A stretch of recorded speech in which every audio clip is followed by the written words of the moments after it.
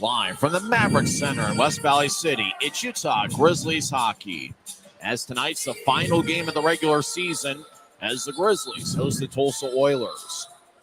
Hi, everybody. Welcome to Utah Grizzlies hockey. I'm Tyson Whiting here with Guy Chiarenza. Well, the scenario is simple tonight. If the Grizzlies win, they clinch a playoff spot. But the Grizzlies can also clinch a playoff spot if Allen defeats Wichita tonight. And it would have to be a regulation loss for Wichita, or else the Grizzlies would have to pick up something here this evening. And after one period, Allen leads Wichita 2-1. As Liam Finley scored for the Allen Americans, and then Yakov Novak found the back of the net to make it 2-1. So the Grizzlies are rooting for Allen to defeat Wichita, and that would ensure that the Grizzlies would make the playoffs regardless of what happens tonight. But the Grizzlies don't want to come in through the back door. They want to enter the postseason with the victory here against the Tulsa Oilers. It's the sixth and final meeting between the clubs. Utah is 4-1 against Tulsa this season. On Wednesday night, the Grizzlies won 5-1. And last night was certainly a good game as Tulsa got 2 goals from Blake McLaughlin. Utah got 2 goals and 1 assist from Taryn Pfizer. Cameron Wright had 2 goals, including the game winner with 2:45 left in regulation. He ended up with 2 goals as Pfizer and Cameron Wright are each tied for the club lead with 27 goals. And Jordan Martel had an outstanding game. He had 3 assists. And Kyle Betts had 2 assists for the Grizzlies. And Brandon Cutler had 1 goal and 1 assist. And the goal that Cutler scored in the first period is going through the internet. And it hasn't gone viral yet, but I imagine give it a couple days and a couple of heavy hitters retweeting that thing, I think it ended up going viral. It's a spectacular goal that really should be a Sports Center top 10. A good crowd is filing in here for Fan Appreciation Night, as we certainly appreciate all our fans, all the listeners on YouTube. That's right, listeners on YouTube. We know what YouTube's known for, but we'll try to paint a picture for you tonight. And all the viewers on Flow Sports, we thank everybody who's subscribed to Flow Sports and watch the Grizzlies and really watch the entire league. Now, if you got one of those things where you can flip back and forth, you can watch a little bit of the Allen and Wichita game and get a load of that one, as Utah is rooting for Allen tonight, as an Allen victory in regulation secures a playoff spot for the Grizzlies, regardless of what happens to Utah tonight against Tulsa. When we come back to the Grizzlies pregame report, we'll talk with Guy Chiarenza. We'll go over the playoff scenarios and what does Utah need to do to pick up 2 standings points tonight in the 72nd and final game of the regular season. We're back in 2 minutes as we're in business on a Saturday night, and you're listening to the Grizzlies Hockey Network, presented by Rio Tinto Kennecott. When you pay with the Nitro card at Maverik, you always save 10 cents or more on fuel every gallon, every day. And you could save a whole lot more thanks to Nitro Best Price. Pick up a Nitro card and upgrade your Adventure Club account today.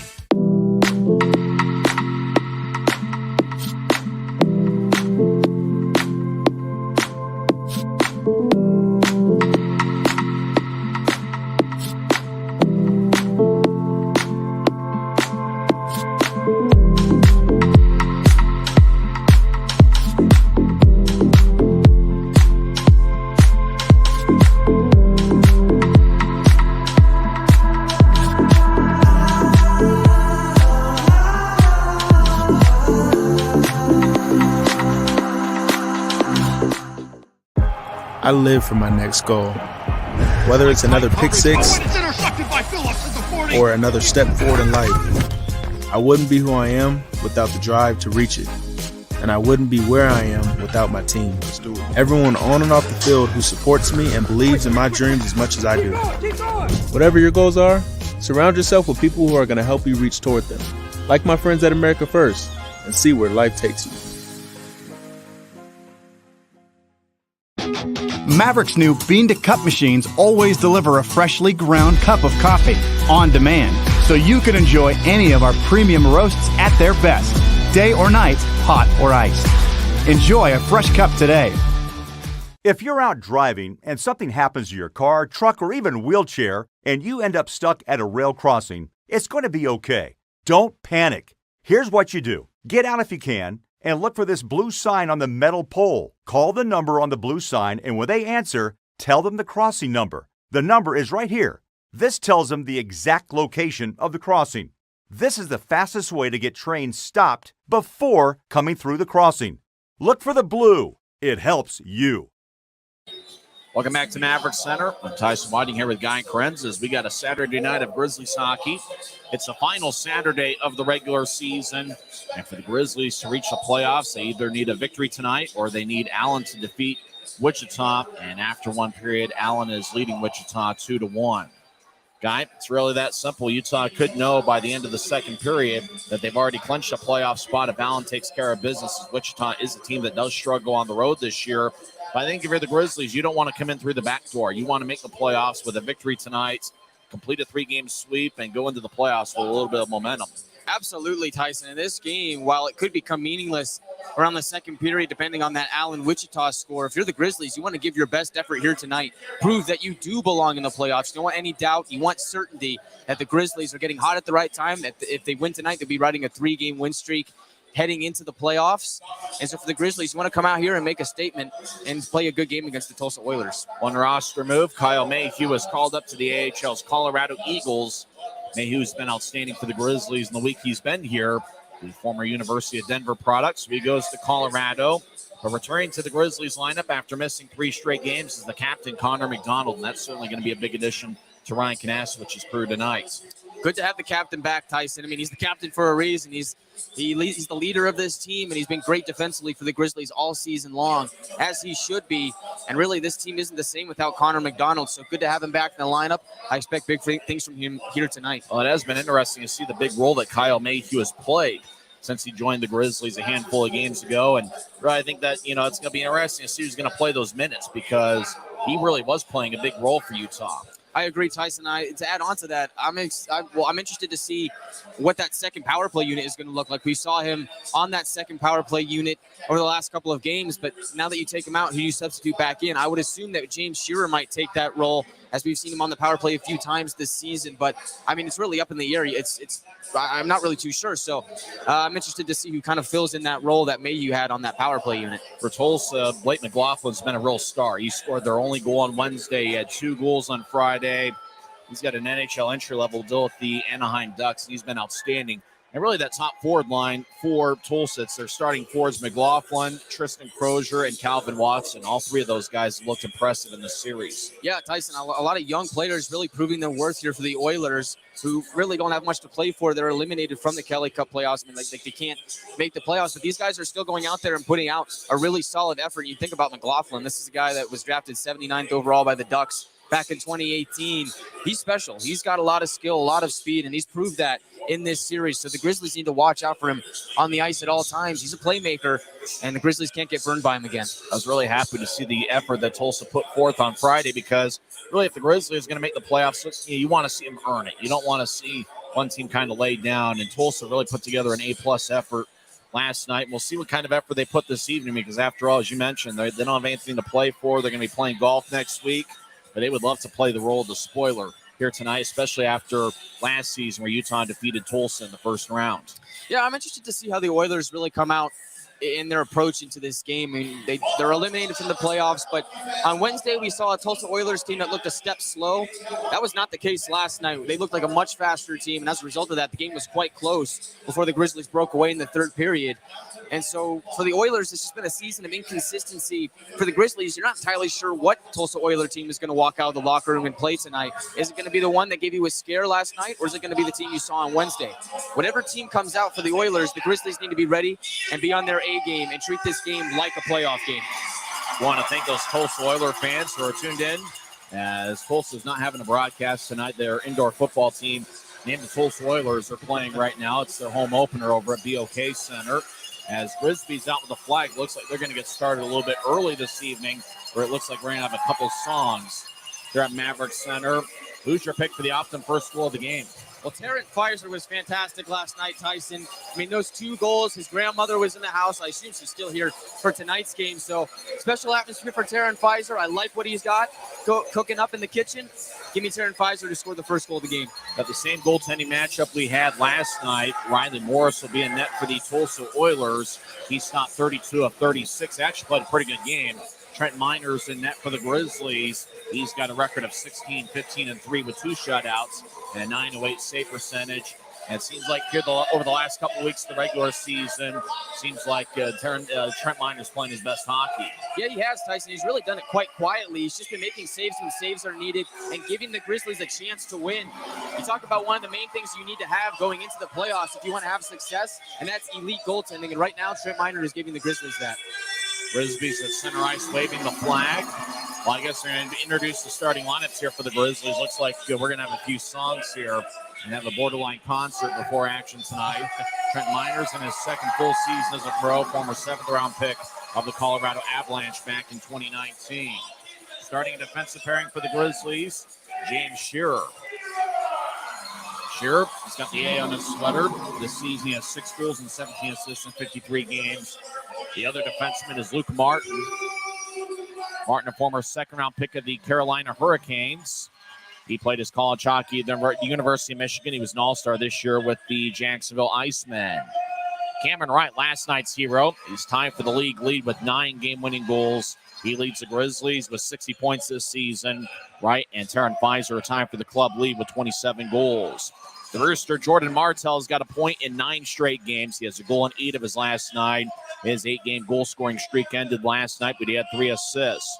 And Kyle Betts, who had 2 assists on Wednesday night, well, he picked up another 2 assists on Friday. 4 assists in his last 2 games. He'll be wearing number 61. He played the first weekend of the regular season and then spent the entire year with the Belleville Senators, and just this week was reassigned to the Grizzlies. Or actually was cut from Belleville and brought back to the Grizzlies as they had his ECHL rights, and the Cornell products done an outstanding job. Crowd still filing in here on a Saturday night. Looks like kind of a late arriving crowd. They're expecting a huge Saturday night crowd. Attendance is up by about 1,000 this season. Grizzlies in the black jerseys with white numbers and professional green trim. Tulsa in a white jersey with red numbers, red lettering, navy blue on the shoulders with a little bit of red mixed in on the numbers. And when we come back, we will have face-off here at Maverik Center. It's the Grizzlies and the Oilers coming up next on the Grizzlies Hockey Network. When you pay with the Nitro card at Maverik, you always save 10 cents or more on fuel every gallon, every day. And you could save a whole lot more thanks to Nitro Best Price. Pick up a Nitro card and upgrade your Adventure Club account today.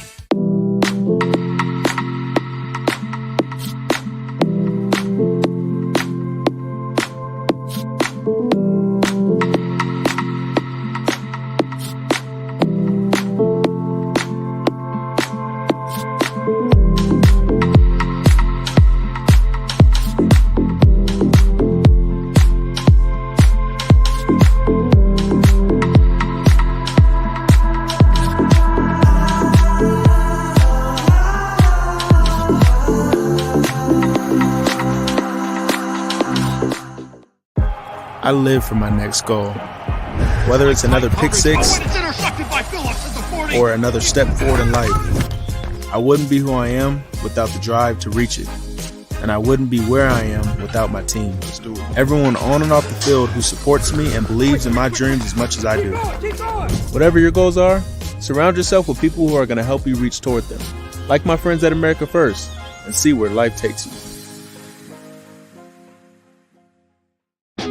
Maverik's new bean-to-cup machines always deliver a freshly ground cup of coffee on demand, so you can enjoy any of our premium roasts at their best, day or night, hot or iced. Enjoy a fresh cup today. If you're out driving and something happens to your car, truck, or even wheelchair, and you end up stuck at a rail crossing, it's going to be okay. Don't panic. Here's what you do. Get out if you can, and look for this blue sign on the metal pole. Call the number on the blue sign, and when they answer, tell them the crossing number. The number is right here. This tells them the exact location of the crossing. This is the fastest way to get trains stopped before coming through the crossing. Look for the blue. It helps. Expectations here will always remain high, and we'll continue to find a way.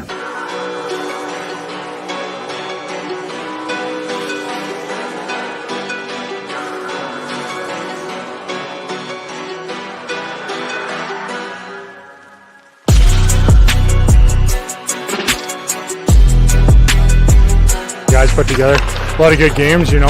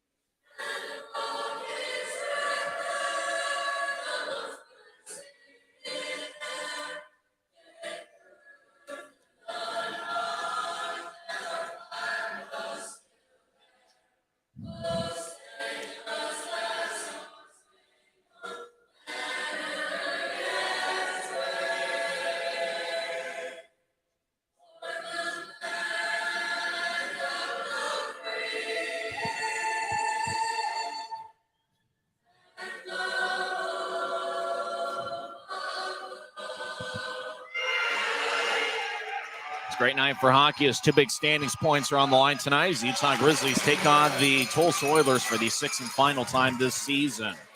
I'm Tyson Whiting here with Guy Chiarenza. Grizzlies clinch a playoff spot with a victory, but they also clinch a spot if Allen defeats Wichita in regulation, as Wichita and Utah are tied for 4th place with 72 standings points this season. Some other action in the Mountain Division. Cincinnati is at Kansas City. That game is tied at 1 with 14 minutes left in the second period. And later on today, Idaho is at Rapid City. Rapid City was eliminated from playoff contention with a loss last night in Idaho. They've got first place all wrapped up, as last night they picked up the league record 57th victory. As the ceremonial puck drop at center ice, the 2 captains, Mike McKee for Tulsa, sporting a mustache, and Connor McDonald, who's back after missing 3 straight games. The alternate captains for the Grizzlies are James Shearer and Dylan Fitz. We never did get to the Tulsa starting lineup. Riley Morris will be in net. He's got a record of 3-10-1 with a 3.43 goals against average and 892 save percentage. Starting defensive pairing is Justin Bean and the aforementioned Mike McKee. The forwards are Tristan Crozier, Calvin Watson, and Blake McLaughlin. And watch out for McLaughlin in particular, as he's got 3 goals in his last 2 games. He scored Tulsa's only goal on Wednesday. He had 2 goals on Friday. One big difference maker for the Grizzlies has been the special teams. They are 5 for 10 on the power play in this series. And, Guy, come playoff time, the special teams is going to have to come up big for Utah. I agree, Tyson. I mean, the best 3 things you can have heading into the playoffs are elite goaltending, depth scoring, and having your special teams clicking and firing on all cylinders. And right now, the Grizzlies have just that. So if they're able to take this game, improve on what they did in the first 2, ride with some momentum into the playoffs, that would be the best case scenario for the Grizzlies here tonight. Yeah, 3 puck drops here, and the crowd's still filing in here. It looks like a really good Saturday night crowd as attendance is up by about 1,000 as it's fan appreciation night. We certainly appreciate our fans that tune in on YouTube all season long and watch us on Flow Sports. And we certainly thank everybody who, and obviously there's a lot of sports and entertainment options out there. So we appreciate you choosing the Grizzlies here tonight. The 72nd and final regular season game. The Grizzlies, they hope to make a run to the playoffs with a victory tonight, or they can make it, but they don't want to go in through the back door. They want to make it by completing a 3-game sweep and playing good hockey. I think the most important thing here tonight, Tyson, is the Grizzlies have a chance with a win, no matter what, with a win to clinch a playoff berth. But I'm interested to see how the Grizzlies come out to start this game. First 5 minutes, I want to see the Grizzlies hungry. I want to see them come out ready to play, because here's the thing. Depending on what Wichita does, the Grizzlies, even with a loss, can still make the playoffs. But the thing I'm interested in seeing is, are the Grizzlies interested in making the playoffs? I mean, if you want to make the playoffs, you want to be a playoff team, prove it. Prove to me that you want to make the playoffs. Come out here hungry, have a phenomenal first period, get a lead early, and put this baby to rest in the first period.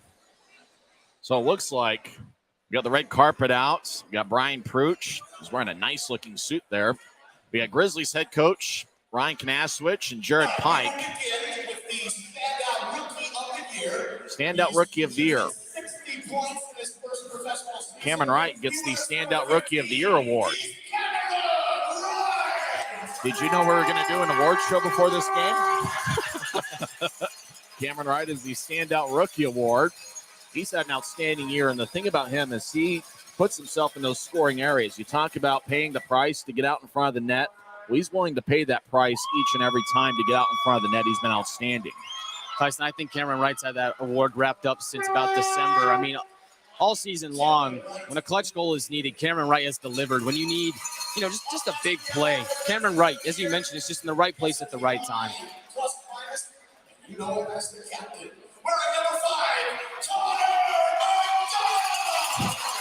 They say he's got the lead for plus-minus. Well, he's got the best defensive plus-minus in the league. But if you'd read the Grizzlies game notes, Jordan Martel is a +11 since joining the Grizzlies. If you don't count the -5 he was with Fort Wayne earlier this year. So Connor McDonald, who leads all defensemen in plus-minus for the Grizzlies, he is what looks to be the defenseman of the year.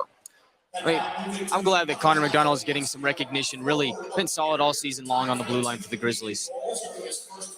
Forward of the year, looks like it's Taryn Pfizer. I think you could probably toss a coin between Pfizer and Wright. Both guys have been outstanding this year. And Pfizer, in his first full professional season, he was outstanding in the WHL with the Victoria Royals. I think going into the season, if you told me he was going to spend the majority of the year with the Grizzlies, 27 goals would be about the mark I would think he would have. Well, we're lucky to have him, and he's really a phenomenal player all season long. I mean, he just improved on his fantastic playoff performance from last season and really emerged as a big-time star for the Grizzlies this year.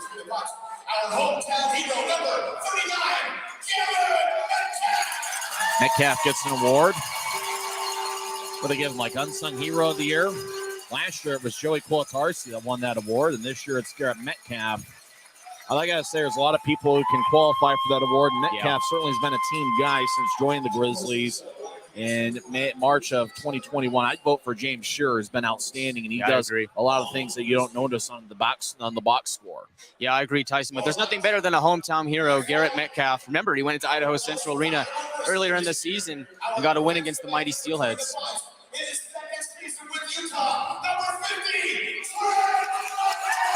Trent Miner wins the Grizzlies MVP award. Miner, a fan favorite here. He had 7 shutouts last season, and this year he's been solid in net with a .908 save percentage. He's starting tonight between the pipes. And Trent Miner is the Grizzlies' most valuable player for the 2022-23 season. I'll tell you what, Tyson, there's a few players that I could think that could possibly get that award, but Trent Miner, I mean, he really caught fire at the right time at the start of 2023 calendar year. He really elevated his play, and I don't think the Grizzlies are in the position that they're in without the stellar play of Trent Miner, so well-deserved. They hand out the awards.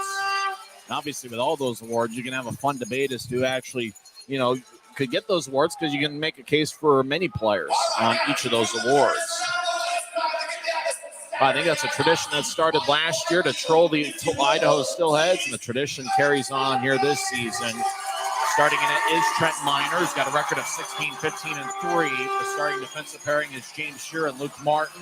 Starting forwards are Cameron Wright with Jordan Martel and Kyle Betts. That forward line certainly is dangerous and has a lot of potential with Wright, Martel, and Kyle Betts. Yeah, Tyson, I mean, Kyle Betts, ever since he came back from his stint with the Senators, really, as you mentioned before in previous broadcasts, he's looked a bit faster, and he looks to be a bit smarter, too. He's making great decisions with the puck. And then Cameron Wright, we know, is just clutch. And the Rooster, Jordan Martel, over about the last month or so, has really elevated his play to an elite level. And night in and night out, he seems to produce for the Grizzlies. So an excellent line to be said.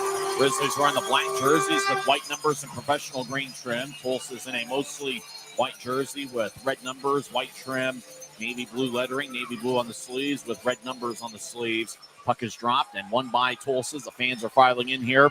As Oilers cross center ice, Calvin Watson, number 28, dumps it in. As it goes to the near corner, Betts will feed it across to Martin as it goes towards the Rooster. Taps it out to center ice. It goes back to the Oilers as Justin Bean on the near side. There's a blue line to blue line pass. It tapped off the stick of Calvin Watson. Sure glides it ahead as Betts over to Cameron Wright. Now to the Rooster. Betts gets it poked away as Mike McKee will hand it off to Blake McLaughlin. He will chip it across, and it's taken away by Utah. Betts skates in from the left side. Drops off from Martel. Righty shot. Saved by Morris. As Wright throws it across, it lifts and bounces off the far boards. The Rooster spins it towards Kyle Betts, who gets held up by Justin Bean as McKee will move it towards Calvin Watson. Shearer cuts in front of him. Now goes up top to the Rooster. Over to Shearer. He trying to tap it across to Wright, and it bounces off an Oiler. Rolls to the left side for Martel, who glides it past Cameron Wright. As Tulsa behind the net. We'll chip it to the near side. Watson gets it behind Shearer. Watson chases after it. Miner skates all the way towards the near circle. And outlets it to Shearer, who feeds it across to Martin. As we're a minute in, no score. Grizzlies one shot. Tulsa's yet to take one. As Richie over towards Cutler. He passes across to Taryn Pfizer, and it's picked off by Dante Sheriff. Sheriff wearing number 29. He had a goal last night. As Eddie Matsushima dumps it in. As puck goes towards the near side. Pfizer across to Cutler. Now to Nolan Richie, number 11. He gets taken away from behind by Dante Sheriff. It takes a righty shot that goes wide from the right wing. As Richie over towards Pfizer, crosses center ice. He dumps it in. As Carl Boudrea will spin it across for Matsushima, who lets it go. It got redirected, no icing, as Miner wanted icing, but play continues. Corey Thomas in his first shift of the night wearing number 3 moves ahead to Tyler Penner, the Grizzlies Iron Man. Penner has now played in every game for the Grizzlies for the past 2 seasons. Pass up ahead looking for Jamison. He couldn't reach it. Icing is on the Grizzlies. The 2 Iron Man for the Grizzlies this season are Tyler Penner and Dylan Fitz, who have appeared in all 72 games. Well, Tyson, heading into this game, we know that if the Grizzlies win, they are in, but we are going to do some scoreboard watching to determine the seeding and some other things around the league. Allen currently has a 2-1 lead over the Wichita Thunder midway through the second period in that game, and the Kansas City Mavericks have a 2-1 lead over the Cincinnati Cyclones in Kansas City. So if Kansas City wins, Utah would be locked into that 4th seed if they do win here tonight. That would mean they'd face the Idaho Steelheads in the first round as Utah wins the draw in their own zone. Connor McDonald moves to the head, goes past McMessner. Now it's split by Jamison at center ice. He'll skate down the middle, veer off to the right. Take a shot, he scores! Keaton Jamison gets his 15th of the year as he's the offensive first goal of the game score. And 2:03 in, Utah's taking a 1-0 lead. You talk about unsung heroes and blue-collar performers. Keaton Jamison has certainly been that. As he just broke free, gloved it at center ice, dropped it, and then skated over towards the right circle and just outside the circle with stick side on Riley Morris, and Utah's taking a lead. Well, that was the definition of an individual effort. Tyson just gloves the puck down in the neutral zone. Keaton Jamison makes a beeline to the far circle, and what a snipe. Not a lot Riley Morris could have done on that. And just about 2 minutes in, the Grizzlies take a 1-0 lead. It's the KUTV diaper drive as we got junior Ogden Mustangs picking up diapers on the ice. They are wrapped and looks like they're going to be used for a good cause. That's right, diapers, bags of diapers are being thrown on the ice. Jamison scored unassisted. 2:03 into the first as some more diapers get thrown on the ice. And looks like we're going to have a little bit of a delay. That's right, diapers are being thrown on the ice during the season finale. I think they're going to do it in an RSL game next week as well. It's brought to you by KUTV. Well, it's all for a good cause. I don't mind the delay. Gives us time to talk about that sweet goal from Keaton Jamison. And really, you talked about it after he scored the goal. Keaton Jamison really has had a solid season. I think the number one thing that makes him such a great player is he's very consistent. I mean, night in and night out, he gives his best effort. And he also contributes offensively, but he's been known time to time to have a really good defensive stick. So Keaton Jamison, really a great two-way forward for the Grizzlies this season. You know, we talk about Ironman. Kenner and Fitzpatrick played in all 72, but Jamison has played in 71 of 72, only missing one game this season. Well, the diapers have been picked up and are now off the ice. We're going to return to live action. 17:57 left in the first, and Utah leads 1-0. Grizzlies taking the first 2 shots tonight. Round one by Tulsa's Ethan Stewart skates down the middle, high slot, righty shot, and it glides slowly towards Miner, who covers up. 17:52 into the first, and before the game, Trent Miner was awarded the team MVP honor in his second season with Utah. As I said before, Tyson, I don't know if the Grizzlies are in the position to make the playoffs right now without the play of Trent Miner. Really has given the Grizzlies a chance to win in every single game that he's played. Phenomenal goaltender, and there's a reason why he was drafted by the Colorado Avalanche. Pfizer wins the draw against Alex Gilmore as Tho moves ahead towards Kyle Pouncey. Tulsa takes away left point. They center it. It bounced off the stick of Ethan Stewart and rolls towards Miner, who covers up with 17:42 left in the first. Tyson, we saw things get a little bit chippy in last night's game when we're looking at number 24. The Tulsa captain, Mike McKee, had a few words with Cameron Wright that last game. Things got a little physical. I wonder, with the Oilers season over after the final horn sounds in this game, are they going to come out here and play a physical game and try and rough the Grizzlies up? It'll be interesting to see. Hey, whatever beef you have has to be squashed now. As draw's going to be over in the far circles. Grizzmania is alive and well. Good crowd filing in here. Utah wins the draw. Luke Martin throws it across to Cameron Wright, who's along the near wing boards deep in the Grizzly zone. He moves ahead to Betts, who crosses center ice. Betts will drift over to the right side as he stops in the corner. Betts will throw it to Shearer on the right side. He'll take a lefty shot and it goes high as it bounces off the glass. Martin over to Betts on the right side. He'll tap it off the end boards. Cameron Wright gets it. He skates towards the right corner. Now he feeds up top to Martin, trying to get it back towards Wright. He couldn't reach it as Martel behind the net. East of the near side as the Rooster will skate towards his right. He'll take a righty shot. It's blocked by the stick of number 20, Dante Zapata. As goes over towards Alex Crom, who didn't play last night. Crom's back in there. He'll get to Matsushima, who skates down the middle. He'll take a lefty shot and band on it as it glides slowly towards the end boards. Matsushima knocks down Luke Martin and feeds out in front. It glides all the way out to center ice. As thumping it back in is Chris Pernas. The fans take up a Let's Go Grizzlies chant. As Pfizer to neutralize, will get it as he gets around McLaughlin. As Pfizer skates down the middle, now he veers off to the left. As goes over to Cameron Wright, who throws it behind his back as it flips over towards Morris, who covers up. As that was a good idea by Cameron Wright, but nobody was home there as the puck just kind of wobbled over towards Riley Morris, who covered up with 16:39 left in the first. Cameron Wright is such a dangerous player, Tyson. He's got a laser of a shot, makes great decisions with the puck, and really, from anywhere on the ice, he seems to be able to make plays happen right there on his back end, just tried to send one out in front, gave the Grizzlies a chance to score. He's such a dangerous player, very fun to watch. Richie's out there with the Victoria Royals connection and Taryn Pfizer and Brandon Cutler. Up top is Corey Thomas and the captain, Connor McDonald. McDonald won the Defenseman of the Year award. As Grizzlies get up top for Corey Thomas, left side shot is blocked by McKee.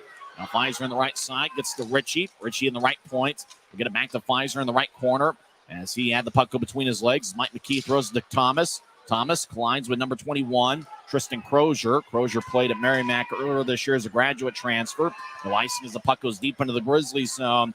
As McDonald to the near side.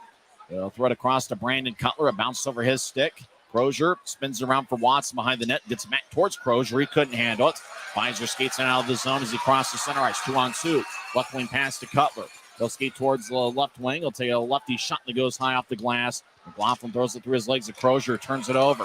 Cutler in the slot. Will skate towards his right. Cutler now in the right circle. Backhands it to Tho. Shot saved by Morris. As Tho got down low for a shot. As Tulsa lifts it high into the air, it goes into the Grizzlies zone. McLaughlin in the far corner. Will skate towards the point. He'll throw it back to the corner that he vacated. As Tad Bertuzzi gets held up by Shearer. As it goes over, Sheriff feeds it up top. Now it goes to Perna on the right side. He'll tap it off the near boards. Utah leads 1-0, 4.5 minutes in. As Tulsa 2-on-2 battle along the near wing boards. Bertuzzi gets up top as Jarvis throws the Sheriff back to Jarvis. Shot saved by Minor. Now it goes to Sheriff on the right side as he'll skate towards the point. Sheriff drops it off for Andrew Jarvis, number 25. He'll get to Bertuzzi. He'll take a lefty shot, and it's blocked by Jacob Semick, the Arizona State product. As carrying it out of the zone is Jamison, who scored 2:03 in. Jamison gains the line left side and chips it in. Jamison collides with Jarvis. Chris Perna takes the puck, and he'll feed it towards the far side. Vic Messner gets hit. Martin right side shot, and it's gloved by Morris. Morris left. He jumped to make that save and keep it in play. And Sheriff over to Bertuzzi, who steps over the Utah line. Back to Sheriff, who had a goal last night. Right wing shot, saved by Minor. Rebound goes out to the left side as Matsushima throws it towards Sheriff. Tulsa skating from left to right here in the first period. Utah from right to left. As we see it from high top section 114. Shearer over to Martel in the near corner. Martel skates around Utah's net. He's now to the far side. He gets around the all-star Matsushima. Now he gets around Gilmore. Martel with great speed. Steps over the line. Left wing pass to Betts. Shot saved by Morris. Nice kick stop as the puck goes towards the near corner. Boudreau flips it high into the air. Almost hit Chris Hagan. In fact, it did get a piece of Chris Hagan's side. Did it hit the glass or is it going to be delay of game? We saw 3 delay of game penalties last night. So it looks like it tapped off the glass. And we'll continue to skate 5-on-5. Hopefully Chris Hagan's going to be okay. I mean, he's always telling people to watch out for those flying sticks and pucks. This time he was the one that had to keep his eyes peeled, so hopefully he'll be all right. But I really like that last shift for the Grizzlies. Jordan Martel, with a burst of speed, was streaking in. Look for that to be a common theme throughout the course of this game. Draw one by the Grizzlies. It's very warm in the building tonight. Shearer over to Martin on the right side. He'll chip it out in front to Cutler, who couldn't reach as the puck bounced off the near boards. Shearer back to Richie behind the goal line, and so he'll chip it out to the near circle. It's picked off by Ethan Stewart. We're lifting out the center ice to Jackson Leaf, who gets hit by Cutler. Leaf races to the far corner to get it. Now Leaf gets hit by Martin and gets divorced from the puck. Martin skates over there. Richie as well. Gilmore couldn't get it as Luke Martin gets there first. He'll toss to the far side for Pfizer. Rink wide pass goes tape to Richie. Richie to the left side. Skates towards the near goal line and take a low liner, and it goes wide. Pfizer right point shot goes wide. As Thomas on the left side looking after it. He'll take a lefty shot that's blocked by Gilmore. The puck goes back to Ethan Stewart. They will fire it across. It bounced off the boards at neutral ice near Tulsa's bench. McDonald dumps it back in. Morris will hand it off to a defenseman as both teams make a line change. 13:22 left in the first. Pass picked off. Dylan Fitz will skate towards left circle. Take a righty shot. Saved by Morris. Rebound goes to Tulsa. Gets poked away by Jamison as McKee will move it to Bean. Now Watson will backhand it to neutral ice as chasing after it's Corey Thomas who gets it at the Utah blue line. Now it's center ice. Jamison crosses center. Now he steps over the blue line. Jamison throws it across. It's picked off as he was looking for Tyler Penner. Blake McLaughlin to the right side. Gets around Connor McDonald. Feeds between his legs, but bounced off a skate of McDonald. Up from behind the net. Crozier centers it out in front. Picked off by Jamison. And now a turnover. McLaughlin will skate towards his left. He gets knocked down by Fitz. Now goes up top as left point. Shot gets blocked out in front of Minor. Now goes over Supriku. Took that original shot. Will spin it around the boards. Over to the right side. Boudreau gets hit by Penner. Boudreau keeps his feet and spins it back around as Jacob Semick, wearing number 40, will glide it to Jamison, who lifts it out to center ice. As the puck on its side will wobble into the Oilers zone as both teams make a change. 12:20 left in the first. Blue line to blue line pass doesn't connect. Sure feeds it out to center. It's Cameron Wright over to Martel. He throws to his right for Betts. Betts stops in the right circle. Take a lefty shot. Saved by Morris. Rebound. There's a glove missing, and Riley Morris doesn't have his glove, and they'll stop play as Riley Morris got his glove knocked out. 12:07 left in the first as Morris will pick his glove up and put it on his hand where it should be. Utah leads 1-0 as Keaton Jamison scored unassisted 2:03 in. It's the Grizzlies 1 and the Oilers 0. This is Utah Grizzlies hockey presented by Rio Tinto Kennecott. If you're out driving and something happens to your car, truck, or even wheelchair, and you end up stuck at a rail crossing, it's going to be okay. Don't panic. Here's what you do. Get out if you can and look for this blue sign on the metal pole. Call the number on the blue sign, and when they answer, tell them the crossing number. The number is right here. This tells them the exact location of the crossing. This is the fastest way to get trains stopped before coming through the crossing. Look for the blue. It helps you. I live for my next goal. Whether it's another pick six or another step forward in life, I wouldn't be who I am without the drive to reach it. And I wouldn't be where I am without my team. Everyone on and off the field who supports me and believes in my dreams as much as I do. Whatever your goals are, surround yourself with people who are going to help you reach toward them. Like my friends at America First, and see where life takes you.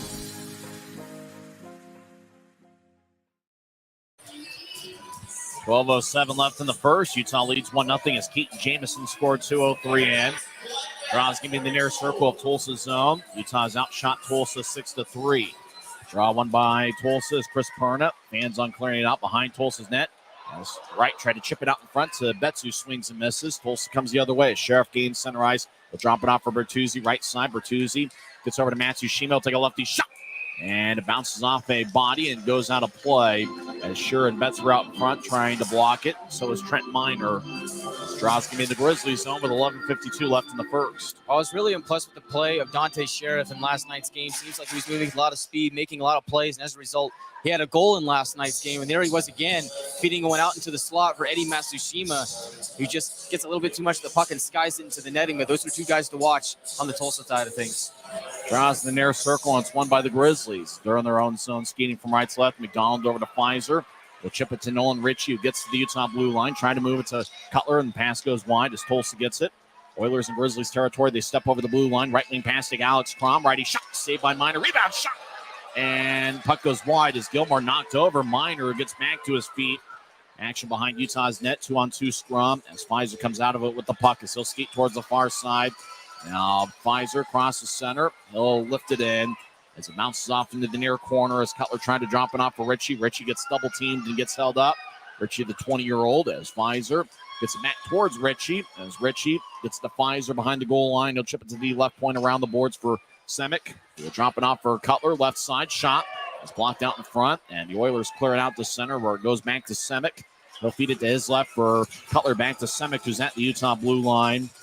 Semick, the Arizona State product. Grizzlies will change up forwards. Semick still at the puck as he'll drop it off for Jamison. Now to Tho, who slides it to his left. Nobody's home in particular, and icing's on the Grizzlies with 10:44 left in the first. Well, Mick Messner looked really good in Friday night's game, Tyson. He's going to go to the bench right here, but I thought that was a really good last shift from him. And really what you want to see from him is him just taking shots, which he has done, and establishing a presence on this Grizzlies team, which I also think he's done. I think it's only a matter of time before he gets that first pro goal. Drozgy in the right circle. Crozier will take it against Keaton Jamison. During the next whistle, Guy will update us on the scoreboard. It looks like the Grizzlies might clinch a playoff spot before the second period ends here at Maverik Center. Jamison's been outstanding tonight as draw one by Tulsa. McLaughlin right side shot. Blocker saved by Miner. Now Crozier throws to the left point. McKee lefty shot goes wide. As towards the near boards, Grisby's nearby. Grisby gets startled as a player collided towards the boards. Now goes back to the right point. Cutler gets there before Boudreau and dumps it in. As Tulsa back in their own end, skating from left to right. Cameron Suprika to the far side. Throws it back to Bedrea. He's in front of Tulsa's net. And so glided ahead for Sheriff. Jameson gets in the way. Jameson's been outstanding so far. Crozier to the right side. Centers it. McLaughlin lefty blast goes wide. As Bedrea to the right point. They'll take a lefty shot that goes wide as it ricochets off the Maverik side behind Miner's net. Now Penner will bounce it off an Oiler. Tulsa gets it. They'll backpedal into their own zone. Now they'll move it ahead. McLaughlin gains the line. Drops off for Watson. Watson to the right side. Takes a righty shot. Saved by Miner. 9:52 left in the first. Both teams have taken 6 shots. Well, Tyson, you mentioned the Grizzlies. No matter what the outcome of this game, if the Wichita Thunder lose, the Grizzlies are in the playoffs. Well, right now, Allen has a 4-1 lead over Wichita with 5 minutes to go in the second period. So things are looking good over in Allen. As we might know, that game started about an hour before ours did. We'll probably know about the second intermission. Or the Grizzlies have already clinched a playoff spot, but Utah would like to clinch a playoff spot and win this game to complete a 3-game sweep and go within a little bit of momentum heading into next week. As Utah wins the draw, Betts moves out to center ice. Wright dumps it in. Martel chases after it. Martel gets it. He feeds it out in front. Morris couldn't cover up. Now Tulsa feeds it back towards the near corner. The Oilers did a good job protecting their crease. As Wright pins Tulsa's. Bertuzzi throws to the far side. Now back to Bertuzzi from Sheriff. They'll cross center ice down the middle. Now he gains the blue line. He'll drift over to his right. He'll get it across as the Oilers, Chris Perna will feed it to the far goal line for Sheriff. Now up top for Jarvis. He'll take a lefty shot. Saved by Miner. Rebound out in front. Sheriff throws to the far side. Cameron Wright lifts it out to center as Perna regathers it at the Tulsa blue line. Blue line to blue line pass connects to Bertuzzi. He'll throw it to the right circle. It's picked off by Wright. As he'll slice it to the Rooster. Martel crosses center ice. Now he stops in the left point after gaining the blue line. He'll throw it to Nolan Ritchie. As Martel comes off the ice, Ritchie gets pinned in the corner and loses the puck. Sheriff throws to the near goal line. Tulsa tosses to center. Gilmore gets it across to Matsushima, who couldn't reach it. Matsushima skates towards the Grizzlies bench, and he'll dump it in from neutral ice. As Miner throws to the far side for McDonald. Now across to Thomas. He slides the left wing pass to Cutler across the center ice. Cutler chips it in and bounced off the glass and deflects out a play off the protective netting. 8:35 left in the first. Utah still leads 1-0. Draw's going to be at neutral ice. Great crowd here at the Maverik Center, Tyson. Fan appreciation night, and the Grizz Maniacs are roaring. Grizz Mania, as you mentioned before, is in full force, and that's exactly what the Grizzlies need on the final game of the season heading into the playoffs. Brown's going to be at neutral ice. Ritchie will take the draw. He's going up against Alex Gilmore, who really gave the Grizzlies fits last season. Last year was a fun first-round playoff matchup that went the full 7 games. Utah ended up winning 4-3. If I remember right, Tulsa ended up winning 2 games here at Maverik Center. Grizz be taking pictures with fans over in section 114 as Grizz win the draw. McDonald gets the puck from Thomas and dumps it in as it goes over to Tulsa. So feed it to the far side as Jackson Leaf trying to locate it. It bounced off of him. Now the Oilers will carry it out to center ice. Ethan Stewart near the Grizzlies bench will get it taken away by Ritchie. Ritchie plays a good two-way game. He's trying to get it to Cutler, and it's poked away as Ethan Stewart with a left wing pass. It connects as Tulsa, left point, lefty shot, kick saved by Miner. Puck flips high into the air, stays in play. As now Miner's net wobbles a little bit. Cutler lifts it out to center as the puck glides on its side and kind of wobbles towards Riley Morris as both teams make a line change. Less than 8 minutes left in the first. Utah leads 1-0 as Keaton Jameson scored unassisted, 2:03 in. Crozier gains the line right side. He'll feed it across. McLaughlin lefty blast saved by Miner. Blake McLaughlin's been awfully impressive. He's got a bright future. Jameson crosses center ice. Left wing pass to Fitz. Fitz left circle. He swings and misses. Fitz tries to get it back. Crozier boxes him out. Suprika feeds it to the corner. McMessner battles. Messner played at Merrimack the last 3 years. He skates around Utah's net. As Messner gets tripped up, Suprika slams his stick in front of the referee. He is furious. 2 minutes for tripping. Suprika slams his stick once again. He might get more than 2 minutes. Suprika is very unhappy as he tripped up Nick Messner as Messner went down. 2s for tripping. He could have gotten an extra 2 for unsportsmanlike conduct for slamming his stick in front of the referee. There's 2 referees tonight, Sam Heidemann and Brendan Schreider. Yeah, you got to be careful if you're Suprika. You don't want to. You know what? He might have had a case looking at the replay. Yeah, I don't want. It's just one of those plays where could have gone it is way. what it is. The Grizzlies are going to go on the power play, something that's been going well for them as of late, so they can continue to produce. Time of penalty, 12:33 into the first period. 2 minutes for tripping. Betts is out there taking the draw with Martel, Fitz, and up top is Wright and Martin. As Tulsa wins the face-off, they'll clear it all the way towards Trent Miner, who gets the puck. So give it to Luke Martin, who skates around Miner's net. We'll go over the scratches for the Grizzlies. There are a lot of them during the next whistle as Martin skates down the middle. As now he gets a new try. Martin crosses center. They're dropping off for Wright at the Utah blue line. Now Wright crosses center, skating down the middle. Wright tries to get around Justin Bean. He gets taken away. McLaughlin clears it all the way towards Miner. Miner behind his net, and so give it to Martin. 1:30 left in the power play. Looks like we got matching sayings from fans there. A lot of chants. As Martel crosses center ice, he'll get around Luke Martin. He's to the right side. Martel with a shot. Saved by Morris. He got a piece of it as he glinds off the glass. Martin in the right point. Will feed it to Wright, who's on the right side just outside the circle. Now to Betts, who throws it between his legs for Martin. Now cross to the Rooster on the left side. Martel take a righty shot. It goes high off the glass. Wright keeps it in the right side. As he's at the point, he'll chip it across to Martel's to the left. As Martel will feed it to Fitz, who gets it across, bounced off the Tulsa stick and glides to center ice. As Martin gets it at the Utah blue line. Luke Martin, no relation to Bryson Martin, who's a scratch tonight. They'll get to the left side for Martel. Now to Cutler. Cutler gains the line from the left wing. He'll skate towards the corner. Martel, an outstanding goal. Now Cutler feeds out in front. Shot saved by Morris, and Tulsa clears it out. It was Cutler that had the outstanding goal in the first period. About this time of game in last night's contest, Utah ended up winning 5-3. Cutler over to Shearer. Gets it to turn Pfizer. 25 seconds left in the power play. As Pfizer moves ahead, looking for Cutler. Bounced off the stick of Andrew Jarvis. Now Cutler over to Pfizer. Utah's 5 for 10 on the power play in this series. As Jamison over to Ritchie on the left side. Ritchie trying to feed it across. It bounced off of the stick of Alex Gilmore and goes to the far side. As Cutler over to Pfizer. He's on the right side trying to get it back to Cutler, but he wasn't there anymore. As Suprika comes out of the box. As Tulsa's 1-for-1 on the penalty kill. As it's 1-0 Grizzlies. Suprika delivers a hit on Corey Thomas. Now crossing center ice to Stewart. He'll slide it to his right for McLaughlin. Right circle. McLaughlin gets around Shearer. He'll take a shot. Saved by Miner. But what skill Blake McLaughlin has getting around James Shearer with these. And once again, Blake McLaughlin's been a standout. It's 1-0 Grizzlies. 5:11 left in the first. We'll be back in 30 seconds on the Grizzlies Hockey Network.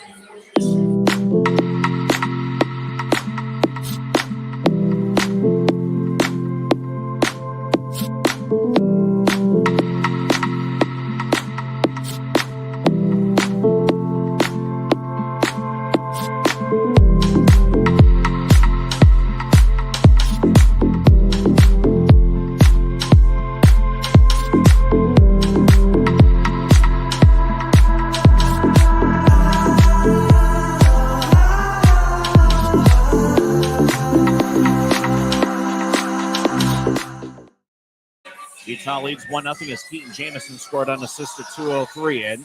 Scratches for the Grizzlies. Johnny Walker, Bryson Martin, along with Zach Sekos, Jared Power, Dakota Raby, Cam Strong, and Victor Bartley.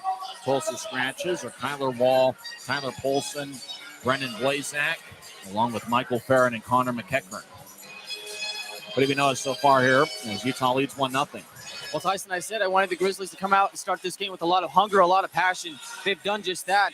And even better, they got the first goal of the game. They have the lead. Really, they played a solid game defensively, but watch out for McLaughlin. He's playing fantastic tonight. Draw in the near circle. The Grizzlies zone is won by Utah. They lift it, and Bertuzzi picks it off on the right side. He battles with Corey Thomas.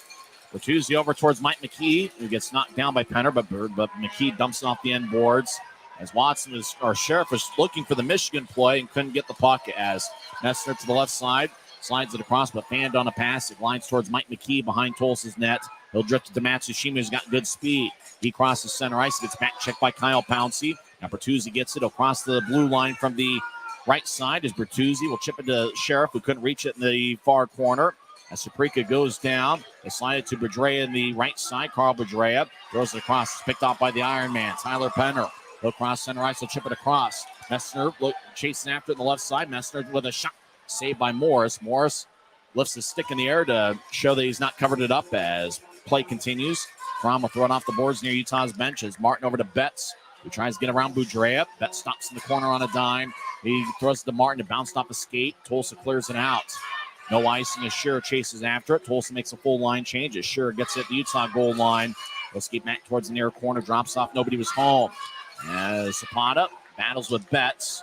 As Betts gets these skates towards the near side, he'll feed it across. Keeping it in is Chris Perna. Right side shot. He gets redirected by Zapata's stick and rolls towards the near corner. As Zapata gets pushed by Scherer. 2-on-2 battle in the corner. As Betts has Crom pinned. And trying to dig it out, Zapata.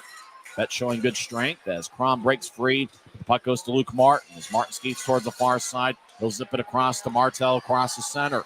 Martel steps over the blue line. He'll skate towards the left side. Center pass. Shot, and a score! The Rooster to Cameron Wright to the back of the net. As Wright gets his team leading 28th of the season. And Utah's taking a 2-0 lead. The Rooster now has a point in 10 straight games. And for Cameron Wright, he's been every bit as hot as Martel as of late. As Wright now has a point in 19 of his last 25 games. Cameron Wright high fives everybody on the Grizzlies bench. And what a play that was. Martel finding Cameron Wright cutting out in front of the net. And Wright once again paying the price to get those dirty, greasy areas. And he slides one past Riley Morris. Great effort by Martel to make that play happen. And as all season long, Cameron Wright has been the right place, right time.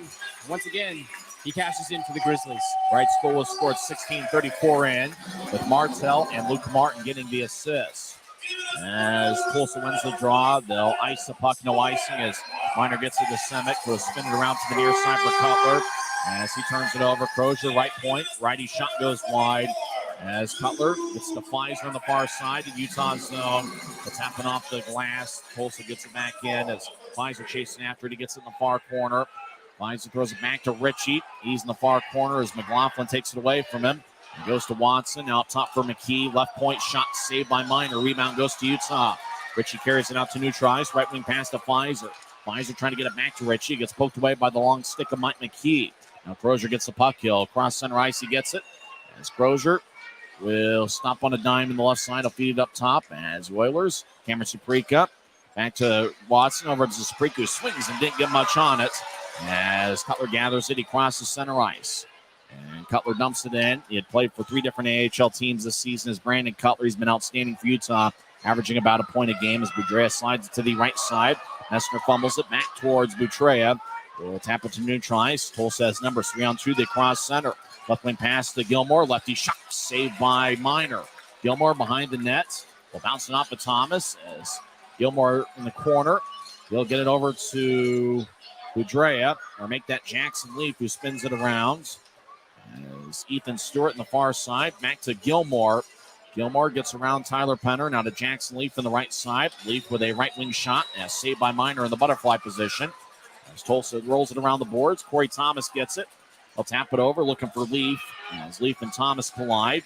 And Stewart pushes Jamison. The puck goes out to center ice and into the Tulsa zone. Arm is raised by the linesman as icing is on the Grizzlies with 1:35 left in the first. Oh, Tyson, this building is buzzing now. It was loud already. It got even louder as Grizzmania shows their approval with the Grizzlies' performance so far. But Trent Miner has looked really solid to start this game, Tyson. I think the thing that makes him such a great goaltender is his rebound control. When he does give up rebounds, he's really good about directing them into the corners and out of harm's way. I mean, there's a reason he won Grizzlies MVP this season. Tulsa's outshot Utah 14-8. Drawn one by the Oilers, but it goes all the way deep in Tulsa's zone as Mike McKee chases it down. He'll feed a long-range pass to Sheriff on the right side. Sheriff with a righty shot saved by Miner. Rebound goes to Cameron Wright, who leads the Grizzlies with 28 goals. He's got 3 since the start of Friday. Now Cameron Wright gets it, right wing shot. And a blocker saved by Morris. The puck flies out of play. Cameron Wright won the Standout Rookie Award. That was handed out before the game, and he really has been a standout. He leads the Grizzlies with 61 points this season. I mean, what more can you ask for from Cameron Wright, really? I mean, every single game, all season long, he's just been a dominant force for the Grizzlies. And he's been clutch, too. I mean, now has 9 game-winning goals after his game winner last night. That leads the entire league. Cameron Wright's been phenomenal. Betts will take the draw. Martel's to his right, and Wright is to his left. Luke Martin and James Scherer, the defensive pairing. It's draw one by Tulsa. McLaughlin carries out to neutralize before he loses it. Martel over to Sure, back to Martel. Now Cameron Wright gets it across the center ice. Right over to Betts, back towards Wright in the give and go. He skates towards the far goal line. Now around Tulsa's net. Trying to chip it across to Betts, and the pass goes wide. Tulsa will slide it back to center ice as Luke Martin will drive it to Wright in the left side. Wright enters from the left wing. Will get it to Betts. Betts gets it poked away by McKee, who gets it. Mike McKee's been a long-time Oiler. He'll throw it to the far side as McLaughlin will slide it ahead. Now it goes to Calvin Watson. Watson dumps it in. Calvin spells his first name Kalvyn. Six-letter name. And Sure moves it ahead to Martel. Skates towards his left. Now he's at neutral ice. Martel crosses center and lifts it in as it goes over the head of Boudreau, who chases after it. There's 20 seconds left in the first period. Aaron Tho will literally kick it to the corners. It bounces off of Cutler and glides towards Saprico, who's behind Tulsa's net. Now slide it to the far side. It's the Oilers. They'll get a pass out to center ice. Now Tulsa enters from the left. Matsushima over to Sheriff, who skates around Utah's net. Chips out in front. Shot goes wide by Boudreau.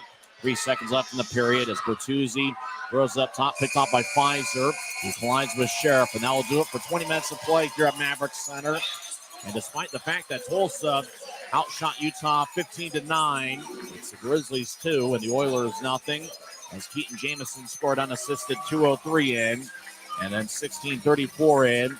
Jordan Martel centered it to Cameron Wright out in front, who put it away. And that was certainly a contested goal in the tight area. And Cameron Wright picked up his team leading 28th goal of the season. When we come back in 2 minutes, Guy Chiarenza will recap the first 20 minutes of play, and we'll talk some hockey and go over some of the other scores in the league. As remember, the Grizzlies can clinch a playoff spot with a victory tonight, but they can also clinch with a Wichita loss in regulation to the Allen Americans. We'll come back and recap the first period as the Rio Tinto Kennecott Intermission Report starts in 2 minutes on the Utah Grizzlies Hockey Network. When you pay with the Nitro card at Maverik, you always save 10 cents or more on fuel every gallon, every day. And you could save a whole lot more thanks to Nitro Best Price. Pick up a Nitro card and upgrade your Adventure Club account today.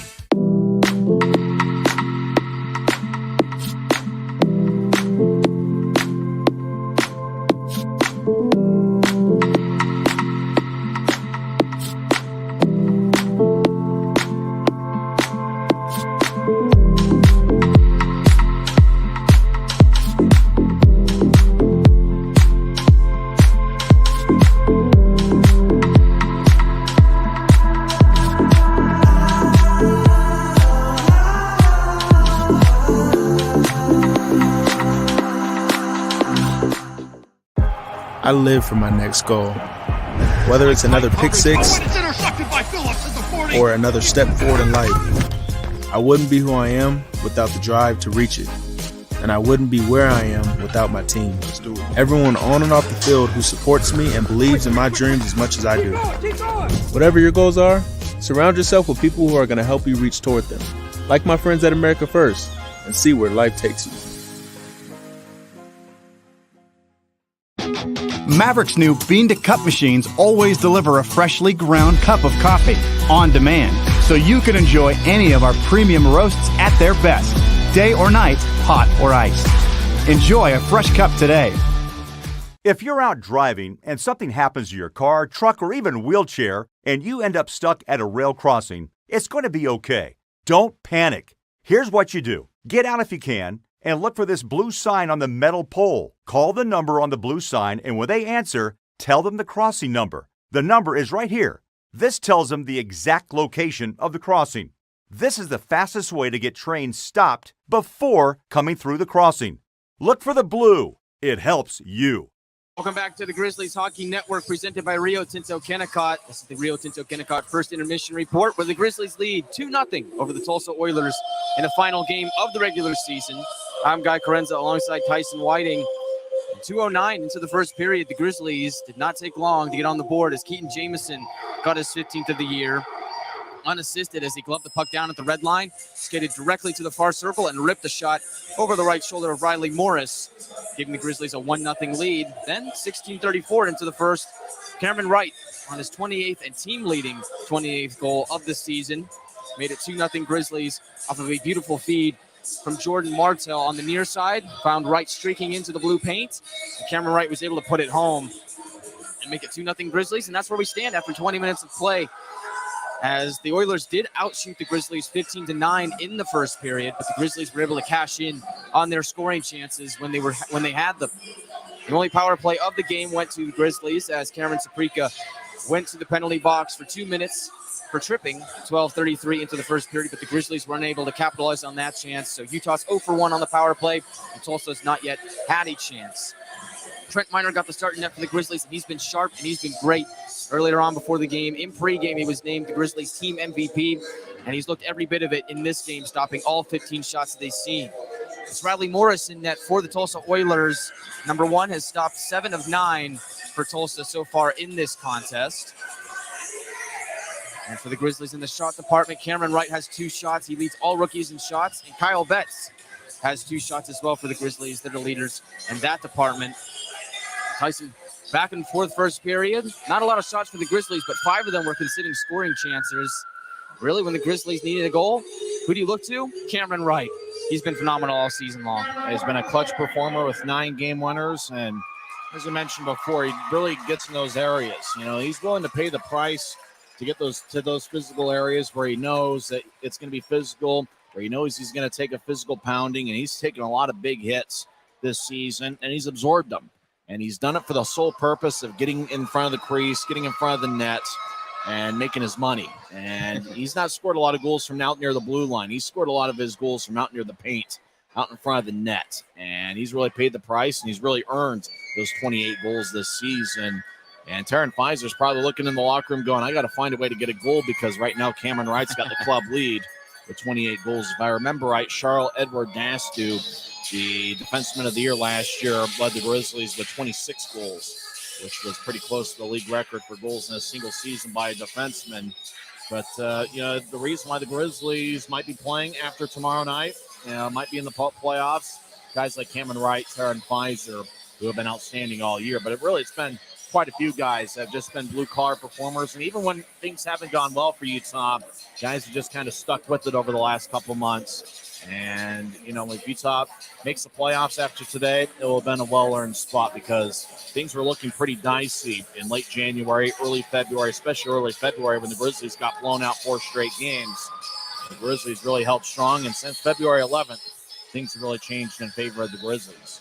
Yeah, Tyson, I agree. I think that turning point was the games after the blowouts against Allen. The Grizzlies really found a way to just regroup and rally throughout the rest of the season. I mean, it must have been hard for the Grizzlies to really just turn their season around after performances like that. Very easy to get your spirits down, but I think that's where we have to credit the coaching staff. Coach Ryan Kanasowicz and Jared Pike. I mean, both those guys, you mentioned that turnaround in February. That was led by those leaders in the locker room, Kanasowicz, Pike, and probably Captain Connor McDonald, to just be those leaders in the locker room and say, listen, there's still a chance for us to turn this thing around. This is what we've got. These are the guys that we have. If every single one of us believes and puts our best foot forward, we can turn this thing around and make a push for the playoffs. And as a result of that, the Grizzlies here today have a chance to clinch. Really, talk about February 11th being the turning point. The Grizzlies really were struggling offensively up until that point.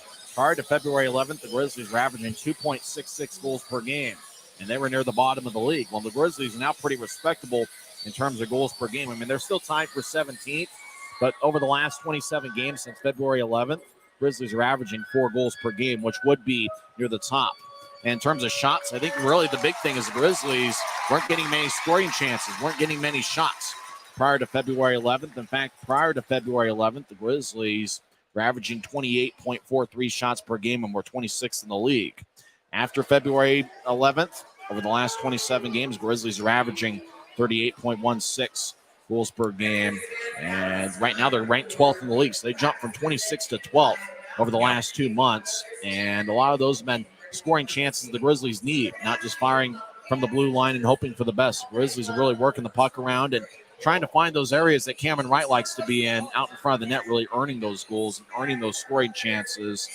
And if the Grizzlies make the playoffs, it really was that turnaround over the last couple months where offensively things seem to definitely go in the Grizzlies' favor.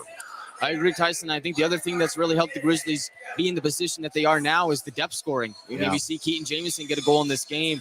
He now has points in 9 of his last 12. So, even Keaton Jameson all season long has been solid for the Grizzlies. But you think about the addition of Jordan Martel, a trade that the Grizzlies made early on in the season for Neil Robinson. That was a big addition to this team. You think about Kyle Betts coming back recently. That's going to help in the playoffs. And the guys that they recently signed out of college, Vic Messner, Jared Power, Nolan Ritchie. I mean, these are going to be guys that are really going to be instrumental in the Grizzlies not only making the playoffs, but depending on how far the Grizzlies go, it's going to depend on the play of these guys, I think. I mean, that's the way it was last season in the Grizzlies' run to the Western Conference Final. It was those rookies, Terran Pfizer, Johnny Walker, Dakota Raby, those guys that came out of college, had a really strong playoff for the Grizzlies and emerged on that team. I like it. These three guys that the Grizzlies signed out of college, I think they're going to be big in determining how far the Grizzlies go. That's really notable when you talk about the unsung hero of the team. I mean, they gave it to Garrett Metcalf for a lot of reasons. I mean, not only is he a Salt Lake City native, but you talk about a guy that probably should be playing a lot more than he is. You know, a goaltender that has an ECHL contract and is playing with Lucas Breek, who's got an AHL deal, and Trent Miner's got an NHL deal. Miner spent 5 games in the AHL with San Diego in the month of December, and he's really been a team guy. And he's done a good job of keeping himself ready to play. You know, he played on February 20th and then didn't play until early April, last Saturday against Idaho. And really, he played a respectable game on Saturday, considering he didn't play for over a month. And so he's certainly worthy of that award, but you can make a case for Keaton Jameson, James Shearer, you know, guys like that who do a lot of things that you don't necessarily see on the stat sheet. I mean, we notice Pfizer and Wright and, you know, the Rooster on the stat sheet a lot. There are those guys, those unsung heroes that do a lot of the dirty work that you don't see on the stat sheet. You know, the contributions of Connor McDonald and guys like that, Aaron Tho, and really Corey Thomas playing a big physical game at 6'5" and 215 pounds. You know, those are some of the guys that are going to be instrumental come playoff time because, you know, if you're facing a team like Idaho in the first round, any weak link you got on the ice is going to get exposed due to that high-powered attack. So you're going to need everybody if you're going to want to make a run for it. For sure, Tyson. I mean, the Grizzlies really need to be on their A game if it is the Idaho Steelheads that they face in round 1. I mean, as it looks right now with the out-of-town scoreboard, looks like the Allen Americans and the Wichita Thunder are over in Credit Union Texas Event Center. Allen has a 4-2 lead after 40 minutes of play, so it looks like barring a comeback from Wichita, Allen will have that thing locked up. And with the Wichita loss, the Grizzlies are automatically in the Kelly Cup playoffs. And Kansas City has a 3-1 lead over the Cincinnati Cyclones. Now, if the Mavericks win, and that is 15 minutes left in the third of that game, if the Mavericks win that game, they will be locked into either the 3rd seed or the 2nd seed. It will depend on that game in Allen as well. But if the Kansas City win, that would set up a date with the Idaho Steelheads in the first round, as the Grizzlies could not finish higher than 4th. So they would take on the number 1 seed in Idaho. Tyson, I've been saying it for a few weeks now. I really think this Grizzlies team, as it stands right now, with the additions that they've made and the type of hockey they're playing right now, I do feel like they can go toe-to-toe with the Idaho Steelheads in the 7-game series. Yeah, they played a lot of close games against Idaho, and really they know that they can play with the Steelheads, and they know they can win at Idaho Central Arena. That's certainly big, as the Steelheads went 32-4 at home, but 3 of those 4 losses came to the hands of the Grizzlies. And so even though Idaho's got an outstanding record and they've got a tremendous hockey team, Utah knows they can hang toe-to-toe with the Steelheads. Now, Idaho is losing 3-1 after 1 period over at the Monument, as they're obviously resting some guys wanting to get ready for the playoffs. Now, the Allen-Kansas City scenario, if Allen wins, they're locked up into the 2 seed, and Kansas City would be the 3 seed. That would mean that the Grizzlies would face the Steelheads in the first round, and Allen would face Kansas City. Now, if Allen loses in regulation, Kansas City defeats Cincinnati, then Kansas City would probably jump Allen for 2nd place. And, I mean, Kansas City would still face Allen, but Kansas City, I think, would have home ice advantage. Right. Obviously, Utah, in order to jump Kansas City, would need Kansas City to lose, but looks like the Mavericks lead Cincinnati 3-1 with 13.5 minutes left in the 2nd period. Yeah, so, I mean, all signs are pointing with everything holds right here, right now, with the Grizzlies having the lead over the Oilers after 20 minutes of play, 2-0. If all of this holds, then the Grizzlies would face the Steelheads in round 1. But, of course, there's a lot of moving parts here, and there's still time to go in Allen and Kansas City, and, of course, here in our game as we are in the first intermission. So a lot of things that could happen over the next couple hours here, but it'll be a fun ride to the finish. And all I know for certain is we have a great crowd here at the Maverik Center, and the Grizzlies have really fed off of that energy. Make sure to get your tickets for the Kelly Cup playoffs. They'll be available soon at UtahGrizzlies.com. But knock on wood, Grizzlies got to get there first. So a lot of hockey left to be played. The Grizzlies are rooting for the Allen Americans tonight. But even if Allen doesn't take care of business, Utah wants to take care of business in their own right, complete the 3-game sweep, and get playoff ready for next week. When we come back, we'll give you a second period action. As Utah leads 2-0, we'll skate 5-on-5 to start the second period. Tulsa outshot Utah 15-9 in the first, but Utah got goals from Keaton Jamison and Cameron Wright. We'll be back in 2 minutes on the Grizzlies Hockey Network. When you pay with the Nitro card at Maverik, you always save 10 cents or more on fuel every gallon, every day. And you could save a whole lot more thanks to Nitro Best Price. Pick up a Nitro card and upgrade your Adventure Club account today.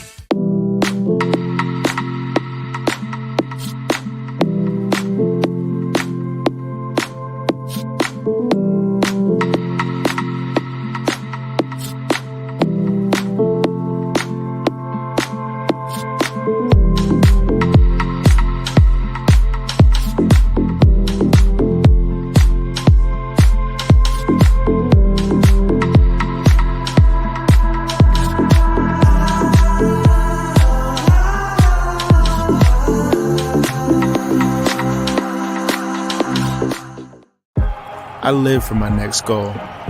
Whether it's another pick six or another step forward in life, I wouldn't be who I am without the drive to reach it. And I wouldn't be where I am without my team. Everyone on and off the field who supports me and believes in my dreams as much as I do. Whatever your goals are, surround yourself with people who are going to help you reach toward them. Like my friends at America First, and see where life takes you. Maverik's new bean-to-cup machines always deliver a freshly ground cup of coffee on demand, so you can enjoy any of our premium roasts at their best, day or night, hot or iced. Enjoy a fresh cup today. If you're out driving and something happens to your car, truck, or even wheelchair, and you end up stuck at a rail crossing, it's going to be okay. Don't panic. Here's what you do. Get out if you can, and look for this blue sign on the metal pole. Call the number on the blue sign, and when they answer, tell them the crossing number. The number is right here. This tells them the exact location of the crossing. This is the fastest way to get trains stopped before coming through the crossing.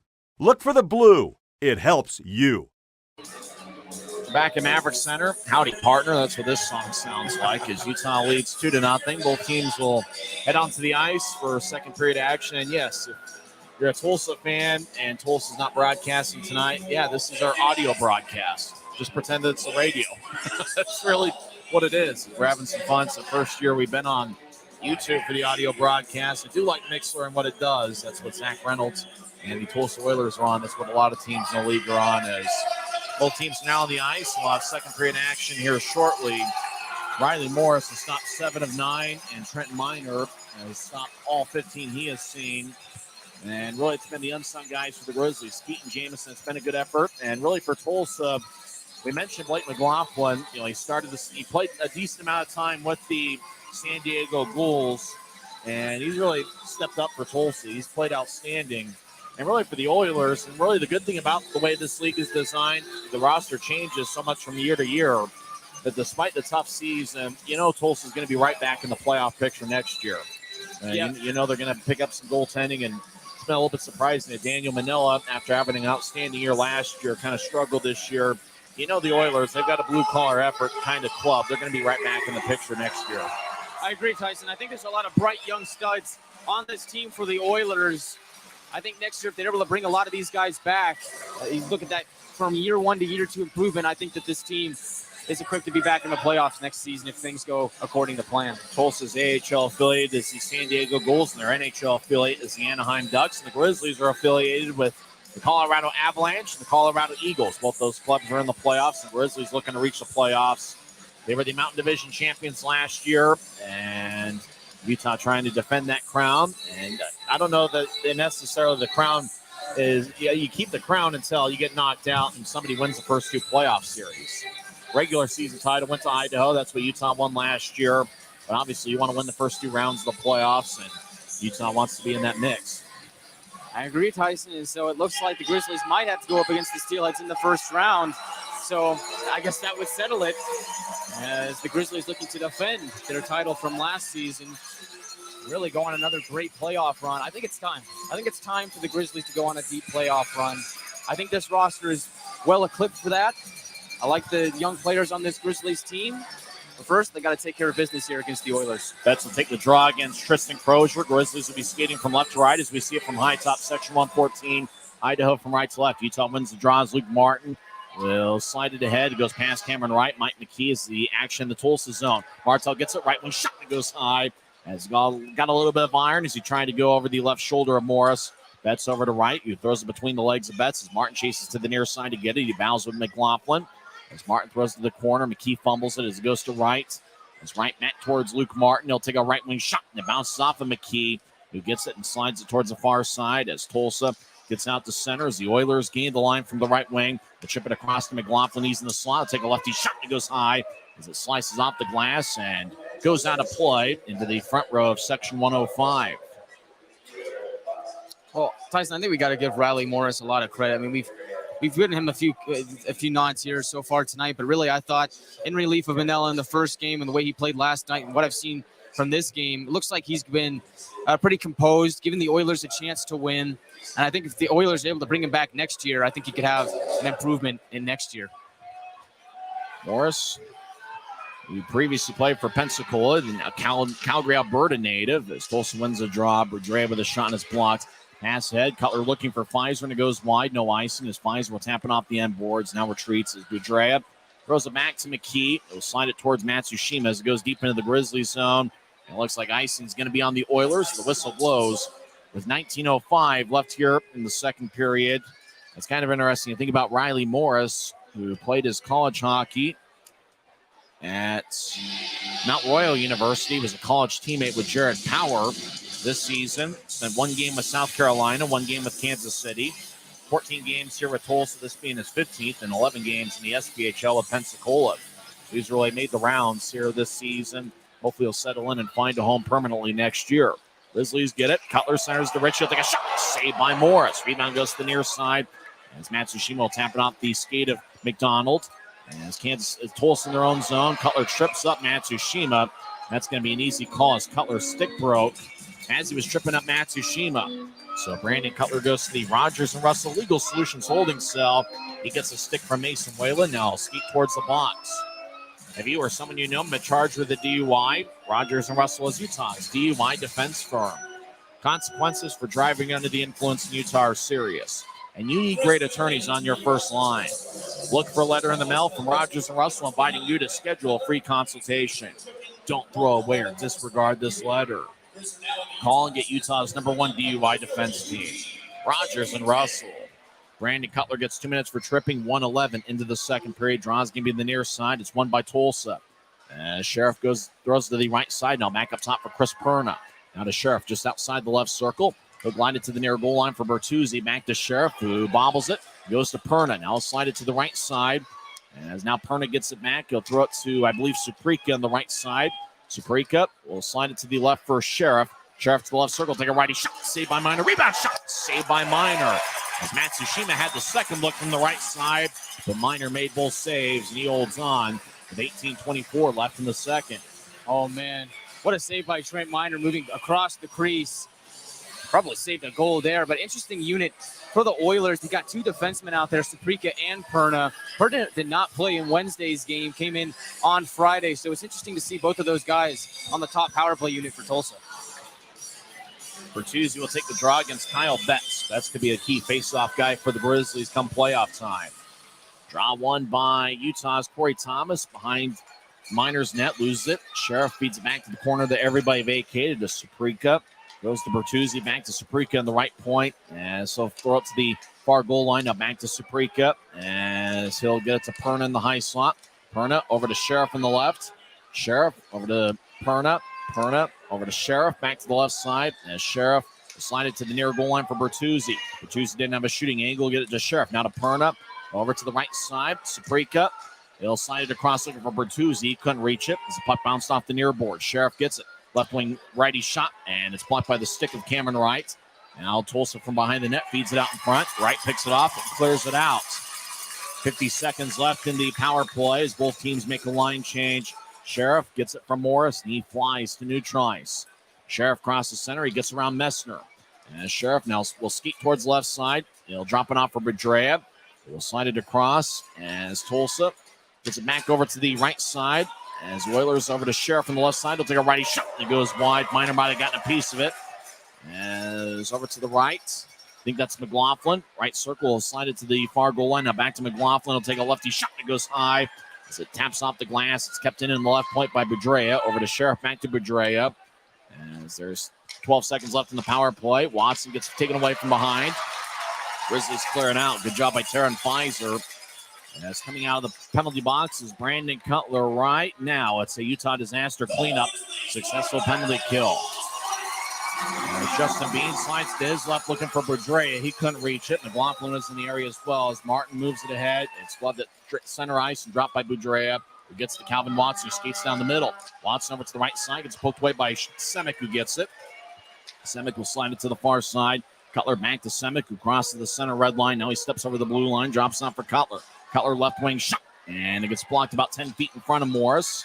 It's now to the left side, as Fitz chips it across, goes back to Fitz. He gets taken away by McLaughlin, one-on-one. McLaughlin skates down the middle. He'll veer off into the left circle. McLaughlin now around the net. Great defensive play by Martin, taking away the shooting angle of McLaughlin. Now to the left point as Crozier. Throw it across as Perna. Now to the right side swing and didn't get much on it was Watson. Grizzlies Jordan Martel crosses center ice, 3-on-3. He'll throw it to his left for Fitz. He'll take a left point shot, and it gets redirected and goes out of play. With 15:51 left in the third, almost or in the second. It looked like Fitz was going to come off, and then they threw him the puck, and he was like, heck, I might as well take it.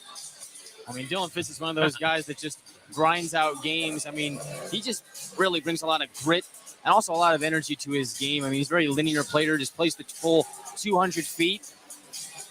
And he likes to shoot from the near circle. But, I mean, on that play, on the power play, you thought that the Sheriff shot went wide. I think that actually went off the near post and out. So very close call for the Grizzlies there.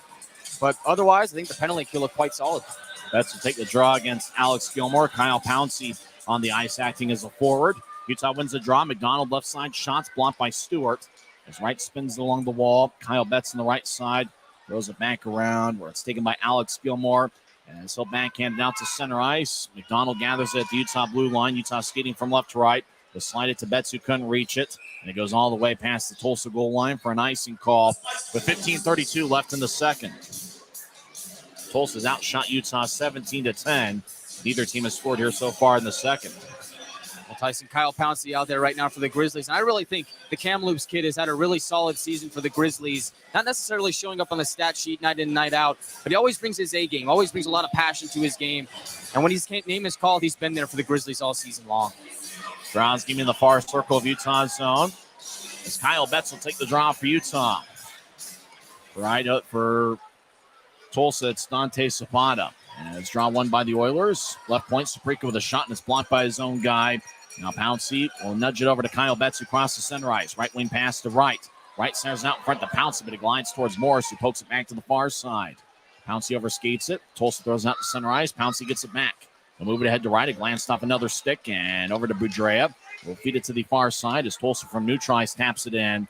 And it's deep in the Grizzlies zone. Cameron Wright to the far side to lift it high into the air. As it goes towards Nolan Ritchie as it bounces at his feet. Ritchie gets the stick held up by Suprika. Grizzlies enter the zone from the near side. Now Blake McLaughlin gets it back. They'll throw it to Sheriff, who skates along the left wing with speed. Sheriff over to the near goal line, skates around the net. Now chip it up top as the Oilers trailing 2-0. Udrea gets it to Bertuzzi in the corner as he battles one-on-one with McDonald. Cutler skates in and pokes it away as he goes behind Utah's net. Now it's the right side. Lefty one-timer goes wide and hit the side of the net. And it's Pfizer. 2-on-2. Left wing pass to Cutler. Cutler steps over the line, gets around Perna. He slides it across to Pfizer. Take a shot. Saved by Morris. And as puck goes back over to Tulsa, Bertuzzi crosses center ice. Now he's in the zone to the left side. Over to Sheriff. He looks to glide it out in front to Matsushima, and it goes wide as it glanced off Matsushima's stick. Minor doesn't have a stick as it's laying in front of the crease. Over to the right point. Jarvis around to Matsushima, who's behind Utah's net. Minor playing without a stick. Now Sheriff on the left side. Gets up top for Perna. Miner gets the stick back. Perna with a shot and it goes wide. As now Cutler gets his. It's along the far wing board, so lift it high into the air. Perna gloves it at center ice, and they'll tap it off the near glass. As Miner behind his net will play it. So we get it to Shearer, now to Luke Martin, or to Pfizer, who pitches ahead. Pfizer looking for Nolan Ritchie. It's taken away by Matsushima. Matsushima on the right side gets tripped up by Pfizer. Surprisingly, no call. As we're going to skate 5-on-5. Ooh. Oh, no. Pfizer's bleeding badly. Colin Lee's going to have to run out there. Oh, no. There's a ton of blood on the ice, and Colin Lee, play had to go on, but Colin Lee had to go out there. Oh, no. Pfizer's hurt badly. He got a skate to the face, it looks like. Boy, you hate to see that. Oh, that is scary. Pfizer's going to race to the locker room. And why are they booing? That was a complete accident. Yeah, that was not on purpose. Nobody would do that on purpose. 13:30s left in the second, and we hope Taryn Pfizer's okay. Oh, that's just scary to see, Tyson. His grandma was here. Pfizer with a towel had it. Very surprising that a tripping call wasn't made on Pfizer, but we certainly hope he's okay. It's the Grizzlies 2 and the Oilers nothing. As there's a ton of blood on the ice. Pfizer raced the locker room, and while play was still going on, Colin Lee knew that they had to stop it, and so did the Tulsa trainer as well.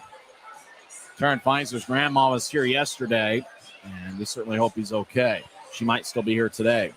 She had her birthday yesterday, and Pfizer had 2 goals and 1 assist. We'll come back in 1 minute as Utah leads 2-0 on the Grizzlies Hockey Network. If you're out driving and something happens to your car, truck, or even wheelchair, and you end up stuck at a rail crossing, it's going to be okay. Don't panic. Here's what you do. Get out if you can and look for this blue sign on the metal pole. Call the number on the blue sign, and when they answer, tell them the crossing number. The number is right here. This tells them the exact location of the crossing. This is the fastest way to get trains stopped before coming through the crossing. Look for the blue. It helps you. I live for my next goal. Whether it's another pick six or another step forward in life, I wouldn't be who I am without the drive to reach it. And I wouldn't be where I am without my team. Everyone on and off the field who supports me and believes in my dreams as much as I do. Whatever your goals are, surround yourself with people who are going to help you reach toward them. Like my friends at America First, and see where life takes you. Welcome back to Grizzlies hockey. Taryn Pfizer's in the locker room, and boy, hopefully it's not as bad as it looks. They're still cleaning up blood on the ice. We never seem to get any word on injuries up here during games, but if we find out anything, we'll let you know.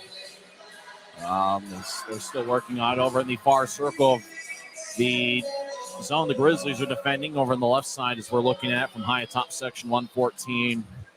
And sadly, with sharp skates on the ice, it's part of the dangerous part of the game, unfortunately. And it's rare to see, and it's almost surprising it doesn't happen more often, but it's just something that's unfortunate. And one of those things that freak accident type of things. When you put on sharp objects like skates, there's always that possibility that it happens during a game, but you never want to see something like that. I mean, this is scary. And hopefully Taryn Pfizer is going to be okay. You never want to see that. No matter what uniform they're putting on, you just never want to see that happen to anybody. So hopefully Taryn Pfizer is going to be all right. And just tough. That's one of those things. It's tough. When you saw Taylor Crunk get knocked down on one punch at center ice last year, it's just, I mean, unfortunate with the nature of the game. It's kind of like why while I like playing with rollerblades, it's just you don't have that sharp object underneath your feet. But they're still cleaning up blood, and it shows you just how much blood there is. It's taking this long to clean it up. And as we mentioned before, Taryn Pfizer's grandma, I believe, was celebrating her birthday and was here. And Taryn Pfizer was the number 1 star with 2 goals and 1 assist. Play was still going on. It was a delayed penalty. Well, it wasn't a delayed penalty. I thought there would have been a trip called, and Utah kind of got a break there. And I think Pfizer was on the ice then. Now, we didn't see a replay. We don't want to see a replay, definitely. He must have gotten a skate to the face. I'll tell you what, though, Tyson, I got to give credit to both trainers, Colin Lee And for the Oilers, looks like their athletic trainer is Steve Lintern. I mean, both of those guys were very quick to rush out onto the ice to assist Tyson Pfizer. So I got to give credit to both men for going out there for when Tyson Pfizer went down. So that just goes to show that it's a tough game that we play. We go out as competitors, but when something like that happens, we can come together and assist a man when he's down. It's a game they play. I'm not tough enough to go out there. That's why we're up here. So the media timeout happened with 13:30 left in the second. Like I said, we never seem to get any information from anybody about those sort of things, but if we find out anything, we'll let you know. And obviously, I mean, you don't even really want to think about the on-ice products. You don't want to think about Pfizer 27 goals and being, one of Utah's. I mean, it's hard to argue who's better, Pfizer, Wright. I mean, who's Utah's best player? It's hard to really say. It could be Zach Sekos, who's been hurt for a good portion of the year. It's tough to get back.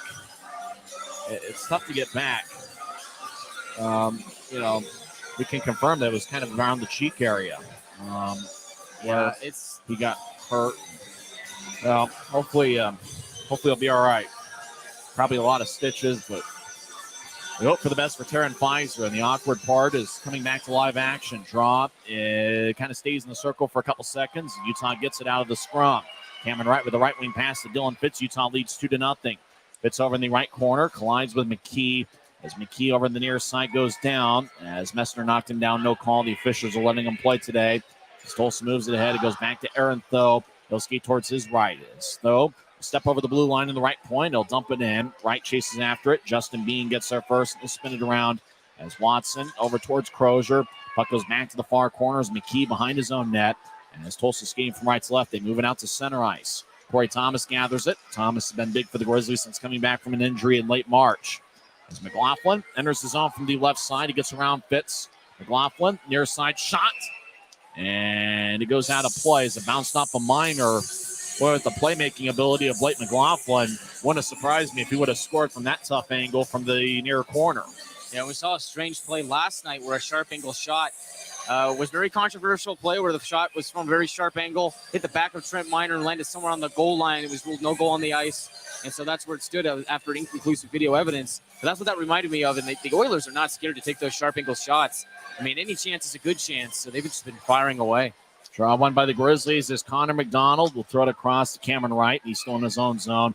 Now head to Martel at new try. So tap it off the near glass. It goes to Gilmore. Trying to reach it initially. Now he has to skate further, and he gets it deeper in the Oilers zone. And Saprika over in the near corner wearing number 14. Slide it out to center ice for Leaf. Cross ice pass connects for Gilmore. He overskates it. Now he gets it back and fires it through the crease, and it goes wide. Kind of a sharp angle as Martel crosses center ice and steps in 2-on-2. The Rooster gets it to the left side for Wright. And he'll tap it up top for Semick. Semick left side shot. Saved by Morris. Rebound. Tulsa clears it out. This goes to center ice, and Martin along the near side gets it at the Utah blue line. They slide it to Betts at center ice. Betts skates towards his left. Gets around Boudreau. Betts showing good speed. Stops in the far corner. He gets poked by Gilmore. Taking the puck is Sheriff. Turnover. Right, left side. Shot goes wide. Right, flexing his stick as he knew he had one there. As Gilmore moves out to center ice for Sheriff. Good poke check by Luke Martin. As Nolan Ritchie gets the puck. As this would be normally the shift that you would see Tyson Pfizer in. I think Penner's going to take his place on that line as Martin at center ice. Dumps it in. As Penner over towards Cutler. Skates towards the left side. Backhand shot goes wide. As Cutler over to the near side. Gets up top from Martin. He'll take a right wing shot. Saved by Morris. As Luke Martin looking for a second goal in his second stint with the Grizzlies. He was just reassigned last week from Colorado. But it looks like Tyler Penner is going to take the spot on that line with Cutler and Ritchie. When you think about Cutler and Penner, those two were on the line earlier before Nolan Ritchie came in and centered that line for the Grizzlies. So you move Penner up there. He's familiar with Cutler. See if they can get that connection going again. Penner will take the draw. Normally it'd been Ritchie, but Penner's going to take the draw here. He's taking a lot of face-offs for the Grizzlies and has had a pretty good percentage over the last 2 years. Bertuzzi, who played for Norfolk earlier this year, is kicked out of the face-off circle. Now taking the draw is Eddie Matsushima. You mentioned something about the numbers on the side of the jerseys for Tulsa. I didn't really notice it until tonight, but yeah, it's tough to spot at times. Tulsa wins the draw. McKee over to Sheriff, and he'll drive it in from in his own zone as it bounced off the end boards, and now it's icing on the Oilers. Come back towards Riley Morris. Sheriff kind of had that look of, hey, what the heck, might as well. He was in his own zone and fired a long-range shot that went wide, and icing's on Tulsa. I mean, I've really been impressed with the play of Dante Sheriff for Tulsa. I mean, he's got a burst of speed, really has a nice shot. I mean, he's been impressive this series for the Oilers, and if they're able to bring him back next year, I mean, that's a foundational building block for Tulsa. Draw one by the Grizzlies. Luke Martin on the right side. Gets around Matsushima. Both guys were all-stars this year. Martin with Jacksonville, Matsushima with Tulsa. Now Sheriff gets it. He'll slide it to Bertuzzi at neutral ice. He'll feed it to his right for Matsushima. He'll skate into the left side. Matsushima will drive it across, and it goes wide as he was looking for Bertuzzi, but the puck aired on him. As Ritchie crosses center ice and dumps it in. Ritchie's skill set very similar to Zach Sekos, who's out with an injury. Penner over there as well, and Cutler skates towards the corner. Penner gets the puck, and he'll slide it up top for Shearer. He'll take a left wing shot that goes wide. This puck bounces to Bertuzzi, who will throw up past Luke Martin as it goes to center ice. As Dante Sheriff will bounce it off of Penner. It goes deeper in the Grizzlies zone. Matsushima gets pushed by Penner. As Sheriff over to Bertuzzi. He'll skate toward the left side. Gets around Shearer. Now around the net. Wraparound shot. Saved by Minor. Puck goes off the far wing boards. Now goes to Bertuzzi on the right side. He'll feed it to the left. As Sheriff surveys in the circle. Now he'll skate towards the point as he switches places with Jarvis. He'll slide it to his right for Bertuzzi. He gets around Brandon Cutler. Bertuzzi will skate towards his left. He'll take a shot and didn't get much on it. As he glides towards the corner, Bertuzzi gets it and feeds up top for Sheriff. Now to the high slot, Jarvis with a one-timer, and it goes wide. As Sheriff over on the left side at the point. He'll slide it across as Suprika gets to the corner. Now it's back to Suprika. As he'll skate towards his left. He'll fire a shot. Oh, got redirected and hits the post. As Matsushima is out in front, Shearer lifts it out to center ice. It's gloved by Tulsa. Now it's taken by Utah's Jamison, who's got a goal tonight, will cross center ice. Jamison avoids a check to Zapata. As Tulsa will get the puck. They got a long way to go. As they'll tap it off the near boards. Now right wing pass towards the slot. Tulsa skates in. Zapata, righty shot, is blocked by the stick of Corey Thomas. Now Zapata battles behind the net. Taking it, Dylan Fitz as he joins the play. As Jamison over to Thomas in the far corner. He'll spin it around for Messner. 9:25 and counting left in the second. Utah leads 2-0. And we're saying some prayers for Taryn Pfizer. As over towards Jamison. Puck flips off his stick and flies out of play. There's 9:18 left in the second. Some fans dressed up for a fan appreciation night behind the Grizzlies bench. They see themselves in the video board. Yep, that's the fan appreciation night gear that fans are wearing. As Draw's going to be in the Grizzlies zone on the far side. Tulsa's outshot Utah 17-11, and really they played. It's been a pretty even second period. Yeah, Tyson, I think Tulsa, though, in the second period looks better than they were in the first. I think they really came out with a lot of motivation to come out here and play in the second period. Draw goes between the Tulsa defensemen as it slides towards Riley Morris. It goes to Suprika behind the net as he battles with Cameron Wright. Suprika gets the new tries for Jackson Leaf. They'll toss it across, but too far for Tulsa to reach. Now goes back to the Oilers. They'll skate towards the left circle. Budrea with a lefty shot that goes wide. Stewart over back to Budrea. Stewart collides with Jacob Semick. As puck spins along the boards. Martel to the near side, crosses center. Martel will now skate towards his left as he steps over the offensive line. Martel, left wing shot goes wide. It's tapped off the boards. And it goes to Gilmore. He moves it to center ice and taken by Jackson Leaf, who gets around McDonald. Leaves slot, lefty shot. Saved by Minor. Trent holds on with 8:34 left in the second as it looks like the Utah netminder is on his A game tonight. Yeah, Tyson, and he has to be. I mean, Trent Minor really needed to stand on his head in these 3 games with the Grizzlies looking to clinch a playoff spot.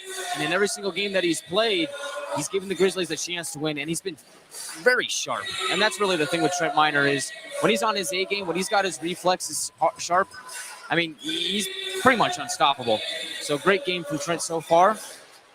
We'll see if he can continue to do that the rest of the way. One roster move if he joined us late. Kyle Mayhew, the fine defenseman, was called up to Colorado earlier today. Tulsa wins the draw. Matsushima with a shot that goes wide. Right side center pass shot saved by Minor. Rebound shot goes wide as Bertuzzi was out in front. As Oilers in the right point, they'll throw it around Bertuzzi behind the net. As we'll chip towards Tyler Penner. We'll get it out to the left point. Sheriff throws it past Mike McKee. Matsushima behind the goal line. Couldn't handle it. As Shearer around Utah's net. Skates towards the far corner and he'll lift it in the air. Mike McKee has a tap off his stick at the Tulsa blue line. McKee gets it. He'll drive it off the near stanchion. It goes to the center ice logo. Sheriff over to Bertuzzi. They'll skate in. Lefty shot goes wide. Taken from the right wing. As Grizzlies cleared out to center. Jarvis moves across to Perno, who drives it around the wall. Minor has it Tap off his stick. Matsushima to the near side. Rolls it around. Shearer chasing after it. He gets over with Cutler. Back to Shearer, the former Brandon Wheat King captain. Throws it across. Matsushima will roll it back to Bertuzzi behind the net. Now it lines to Cutler in the far corner. Still in the Grizzlies zone. Cutler loses it as Tulsa's been in the offensive zone a lot here in the second period. Perna will take a lefty shot that gets redirected. And the Grizzlies clear it out towards the far wing. Still in Utah's zone. Now taking it's Cutler. He'll skate to center ice. Cutler skates down the middle. Now veer off to the left. Great defensive play by Andrew Jarvis. And Sheriff collides with Cutler over in the far corner, the two number 29s. Penner over to Tho. Right wing shot. Saved by Morris. And he holds on with 7:12 left in the second. By play getting physical here. And Cutler really just skating down the middle. Good defensive play by Jarvis. Not letting him go to either his left or to his right. Yeah, and I really like the way that the Grizzlies were able to transition from their own zone to the offensive zone. The Oilers were really having a few cracks at it in the Grizzlies zone, but the Grizzlies were able to steal the puck away and immediately make a beeline to the Oilers zone. And that just goes to show the Grizzlies have a ton of speed on their team. And you mentioned Brandon Cutler. I mean, when he's got his A game on and he's fast, he's unstoppable. If we ever get an update on Terran Fines, we'll let you know. As Tulsa wins the faceoff, they cross center ice. McKee skates down the middle. He'll drop to the right wing. He'll take a lefty shot, and it's blocked by Thomas. And it was blocked about on his ankle. Thomas limps towards the bench area as Tulsa back in their own end. As Saprika will get it across to Watson. Back to Saprika deep in the Oilers zone. They'll move it out past Watson as it goes to McLaughlin, who crosses center ice. He gets around Pouncey. McLaughlin skates towards the left circle. He stops in the corner and blows the tires. Pouncey will bounce it off to Jarvis. Jamison in the area. Watson gets it back to McLaughlin. Over to Crozier. Tapped off his stick. Now Watson around Utah's net. As Watson gets to the left side for Saprika. He'll take a lefty shot that goes wide. As the puck glides towards the right point. As Boudreau around the net. As he kick it towards Watson. It bounced off a skate. Crozier now skates to the far side. He gets knocked down. As McLaughlin, right side, gets around a skater, rolls towards Minor, taken by Thomas. Thomas keeps it in play and slides ahead to Jamison, who crosses center ice. Jamison dumps it in. Grizzlies make a line change. As Tulsa gets it deep in their own zone, skating from right to left. As the Oilers, Boudreau goes out to center ice to McLaughlin. It flies off his stick and goes into the Grizzlies zone. Shearer gathers it and he'll throw it to Martin on the near corner. Less than 6 minutes left in the second period. Utah leads 2-0. Martel at center ice will dump it in. As it lifts over the head of Chris Perner and chases after it. Over to Alex Cromwell, bouncing off the Shearer. Goes to Betts. Tried to get to the Rooster. It stayed towards the far boards. Crom battles. Now goes to the Rooster. Skates towards his right. He'll take a righty shot. And it's blocked by Jarvis. Tulsa clears it out to center. Shearer over to Martin. Back to Martel on the near side. Trying to get it to Betts, who's triple teamed. Puck deflects into the corner. Betts on the near side gets it. He falls down. The puck glides off the skate and rolls towards Morris, who covers up. 5:19 left in the second. It's 2-0 Grizzlies on the Grizzlies Hockey Network. Maverik's new bean-to-cup machines always deliver a freshly ground cup of coffee on demand, so you can enjoy any of our premium roasts at their best, day or night, hot or iced. Enjoy a fresh cup today.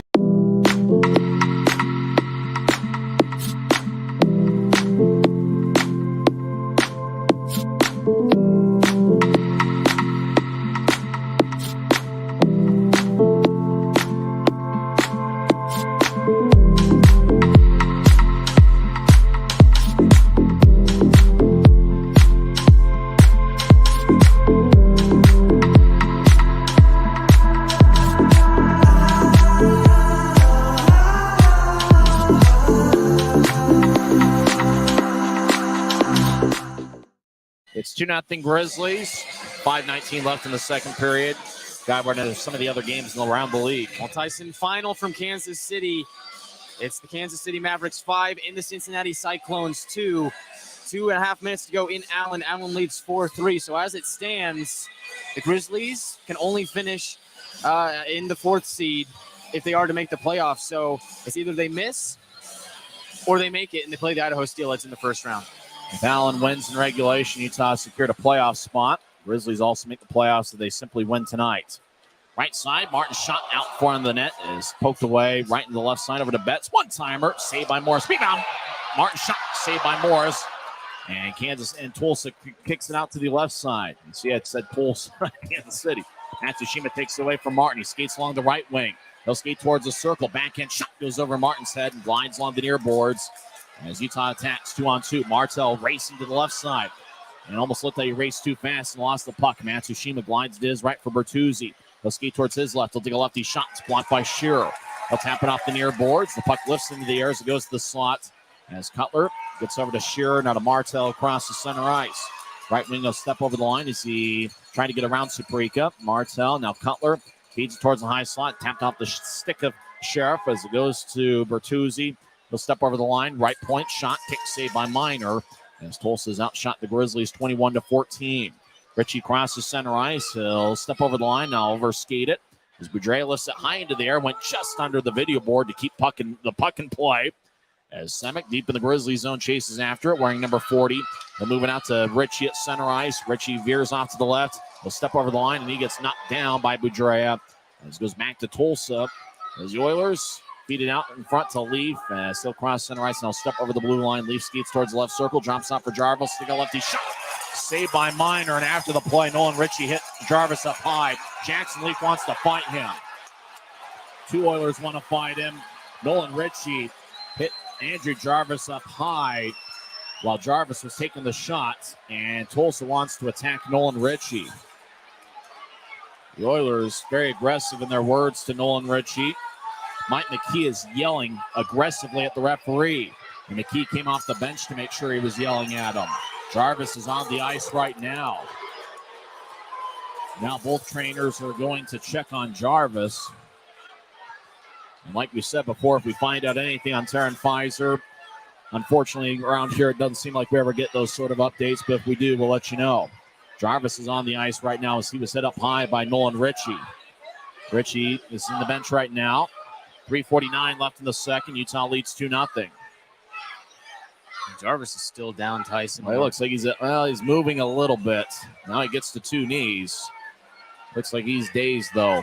It looked like he was taking the shot from the left side. As he took it, he got hit up high by Nolan Ritchie. Probably wasn't anything malicious about it. It was just the fact that it was up high. Jarvis is 5'8", 178 pounds, and Nolan Ritchie is 5'10", 181. So guys are pretty similar sized out there. Well, I think the big thing is I don't think Jarvis was really expecting to get hit. No, he wasn't. Really at all or up high. And so you can just not being able to brace yourself for a hit like that. It's just tough. But looks like he has gotten back up, and they're going to guide him towards the bench. So it's good to see him back on his feet. Looking pretty wobbly. It looked like he was trying to say something to the officials. As Jarvis being helped by Jackson Leaf and we believe the Tulsa trainer, Steve Lintern.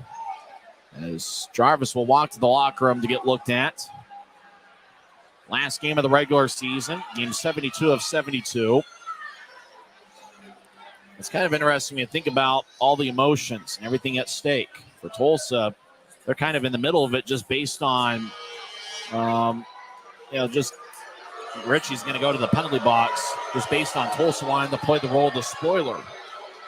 What kind of penalty are they going to get Ritchie? Is it 2 minutes? Is it 5? It's 2 minutes on the stadium scoreboard clock. And so Tulsa's going to get a power play. I think it's their second power play of the game.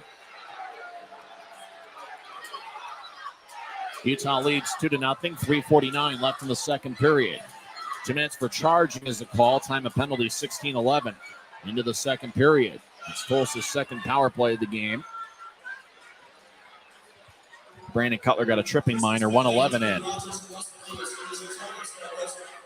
Remember, it was late in the second period last night where Tulsa scored 2 goals and climbed their way back in the game. Yeah, Tyson, the Grizzlies' penalty kill has been good in this series, but this is a critical moment. As you're right, this could open the door for the Tulsa Oilers to get back in this game. Draw won by the Oilers. Perna will slide it across the right side as Tulsa's on 2-minute power play. Now it goes up top to Suprika, over to Perna. He'll take a lefty shot that goes wide. And so it goes off the boards. Bertuzzi gets it. Sheriff gets taken away by McDonald. Pouncey challenges. Now Sheriff gets it. He'll slide it to the right circle. As McLaughlin up top for Suprika. Now back to McLaughlin in the far corner. Back up top for Suprika as the Oilers do a good job spreading the ice. Suprika skates towards his left. Now slide it across to Perna. Perna will give it to the left circle for Sheriff. Sheriff lines it to the near goal line for Bertuzzi. Didn't have a shooting angle. Chip it back to Sheriff along the near boards. It gets up top for Perna. Back to Sheriff. Left circle. Now to Bertuzzi. Over to Sheriff. Tulsa patient with their approach in this power play. Sheriff over to Bertuzzi. He taps off his skate. Grizzlies gather it. Connor McDonald clears it out. Halfway through Tulsa's second power play of the game. Grizzlies lead 2-0. Less than 3 minutes left in the second period as Perna gets to the right side for Suprika. It bounced off his stick and goes to Sheriff, who glides it across to Bertuzzi. He couldn't handle it. Tho gathers the puck, and Tho will clear it out as it rolls along the far wing boards. Cut off behind the net by Riley Morris as Tulsa loses it. Wright feeds it out in front, looking for Betts, but cutting in front is Boudreau. Carl Boudreau. Right place, right time. We'll get it to McLaughlin, left circle. He taps it back off the boards as Boudreau gets it in the left point. He'll slide it across. Now it goes to McLaughlin in the far side. Up top for Justin Bean. Righty shot. Saved by Minor. 2:10 left in the second. 21 seconds left in the power play. Utah still leads 2-0. Solid penalty kill here for the Grizzlies, Tyson, but I really think for the officiating crew here tonight, things are going to get chippy. This third period is going to be a bloodbath, and they really got to rein this game in. I mean, we've seen tempers flare on both sides. We've seen guys go down on both sides. There's going to be a lot of hate going into the third period. They need to find a way to keep this game in check. Wichita is going to overtime, tied at 4. That means the Grizzlies need at least one standing point tonight as Wichita picks up at least one tonight. Utah still leads 2-0, though. Tulsa's outshot Utah 23-14. As Oilers win the draw, Boudreau late in the power play. Fires towards the net. It's poked away by McDonald. Now to the near side. It goes up top for Boudreau. He'll slide it to the right side as Justin Bean. Got redirected shot saved by Minor. Rebound goes out to Utah's Brandon Cutler. Will clear it out. He jumps in front around Bean. Goes back to Boudreau, who slides out to center ice. Richie's coming out of the penalty box, and we're back at full strength. As Richie, Tulsa has it. They'll throw it into Grizzlies territory. Richie's got to watch himself on the ice, though, as McDonald slides along the near boards. Messner gets it. They'll dump it in. So chase after it. Suprika gets there. He skates around Tulsa's net. Messner with a hit. Suprika keeps the puck as it goes to McKee. Mike McKee behind Tulsa's net as Richie comes off. As McKee slide it to the near side for McLaughlin. He'll cross center ice. McLaughlin skates down the middle. He steps over the blue line. As he goes down, Martin was in the area. No call. Fitz out to neutralize. As Fitz gets hit big time by Mike McKee. Jamison tries to jump McKee, and it's on in front of the Tulsa bench. McKee throws one left on Jamison and make that Luke Martin. Martin doesn't want any of it, but McKee threw a punch at Martin. Martin says, "What did I do?" Now McKee's challenging the entire Grizzlies bench as Mike McKee has lost his cool. McKee yelling at Luke Martin. Mike McKee is going to go to the penalty box with 1:09 left in the second. Now Suprika is yelling at Kyle Pouncey. There's a yard sale in front of the Tulsa bench as a Grizzly just got lit up big time. That was Dylan Fitz, and Fitz is down. Fitz is being looked at by Colin Lee, the Grizzlies trainer. Tyson, I got to tell you, what a lousy second period. This is bad. I think McKee needs to leave this game. I mean, you got him in the penalty box right now, but he's like a bull in the bullpen. He's got nothing else to play for. All he wants to do is go after the Grizzlies players. He said Nolan Ritchie's on the bench, but I'm going to hit anybody and hit him hard on the ice. I think in the best interest of player safety, I think Mike McKee needs to leave. Yep. Tulsa thinks that one has to be owed for the hit that Ritchie delivered high on Jarvis. They want payback, and they couldn't get Ritchie, so they just blasted Dylan Fitz in front of the Tulsa bench. 1:09's left in the second period. Taryn Pfizer's getting stitched up in the locker room. Hopefully he's okay. I mean, it must be the team doctors that are looking at him because the trainers are back here. Fitz, McKee just kind of leveled his tech and he flew into. It's a blindside hit. He flew into Fitz. Then Jamison went after McKee, and then somebody went and made sure that Jamison couldn't get to McKee, and then McKee found Luke Martin and threw a punch at him. 1:09's left in the second period. You having fun? It's kind of turning into one of those good old-fashioned physical battles. Tell you what, things were looking good for the Grizzlies after 20 minutes of play, but this second period, things have taken a turn for the worse. We've seen a few players go down. And, of course, the Wichita Thunder with 37 seconds to go. Peter, don't call me Patrick Bates, ties it up. So now the Grizzlies have to win this thing, or at least get a standing point. Because Wichita gets at least a point. That game in overtime now, tied at 4. Utah leads 2-0. The Grizz are on the power play for 2 minutes. As I imagine, it's roughing that Mike McKee got. This goes out to center ice. No Tulsa fans are watching the Utah broadcast. Martin crosses center ice, drops it off for Wright. As Wright out to center ice, gets to Martel across the center. Martel skates down the middle, gets around an Oiler and dumps into the right corner. Martel throws it back to Cameron Wright. It goes past him and glides out to center ice. McLaughlin chases after it, but Betts with outstanding speed gets there in front of a fast-breaking McLaughlin. But Betts looks like he's faster this year. He overskates the puck. It's in the Grizzlies zone. Betts battles with McLaughlin. Betts' stick got lifted. Matsushima to the left side, centers it. It's picked off by the Rooster. As Matsushima was looking for McLaughlin. Cutler skates to the left side, enters the zone, takes a left wing shot, saved by Morris. 20.6 seconds left in the second, as Utah still leads 2-0. What a second period. It's just, what do you say? Like, you just hope everybody's healthy through this thing. Luckily Fitz got up, but he got up a little bit slowly. Luckily it's more of a body shot, nothing that, could be head related. Jarvis in the locker room right now, and Pfizer's in the locker room for Utah. And as the draw won by Tulsa, they'll clear it out. Minor over in the crease. For Tulsa, their season ends tonight. And for the Grizzlies, they're looking to clinch a playoff spot, but they need at least one standing point tonight, as that's what Wichita's picked up. Utah's got the tiebreaker. Utah enters the zone. Cutler over to the Rooster. Left side shots blocked by Suprika. Cutler gets there at the buzzer. Take a shot, and he scores at the buzzer. 0.2 seconds left in the second. Brandon Cutler scores from the left wing, and Utah's taking a 3-0 lead. now that's a response, Tyson. Brandon Cutler makes the Oilers pay, puts the puck in the back of the net, and that's one way to silence the Oilers bench. 0.2 seconds are left in the second period. Martel took a shot that was blocked and looked like Cutler skated to the left side and fired away. It went glove side on Riley Morris.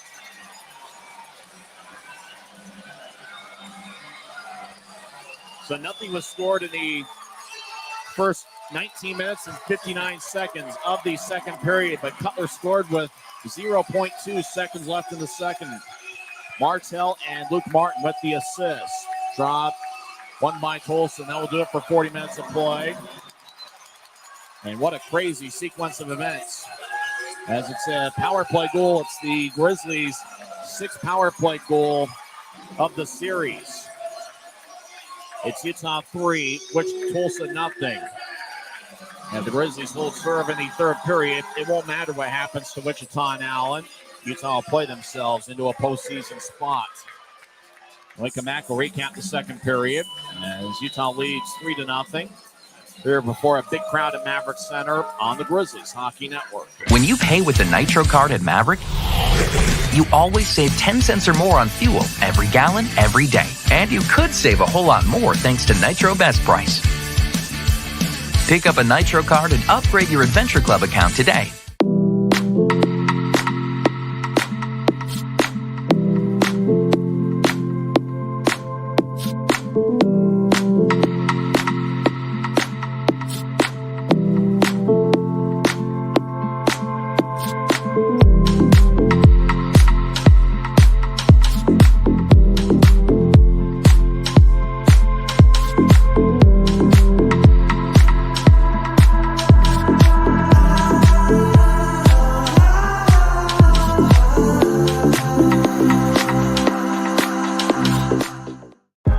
I live for my next goal. Whether it's another pick six or another step forward in life, I wouldn't be who I am without the drive to reach it. And I wouldn't be where I am without my team. Everyone on and off the field who supports me and believes in my dreams as much as I do.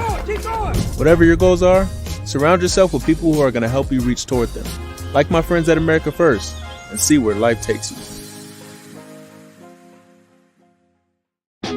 Maverik's new bean-to-cup machines always deliver a freshly ground cup of coffee on demand, so you can enjoy any of our premium roasts at their best, day or night, hot or iced.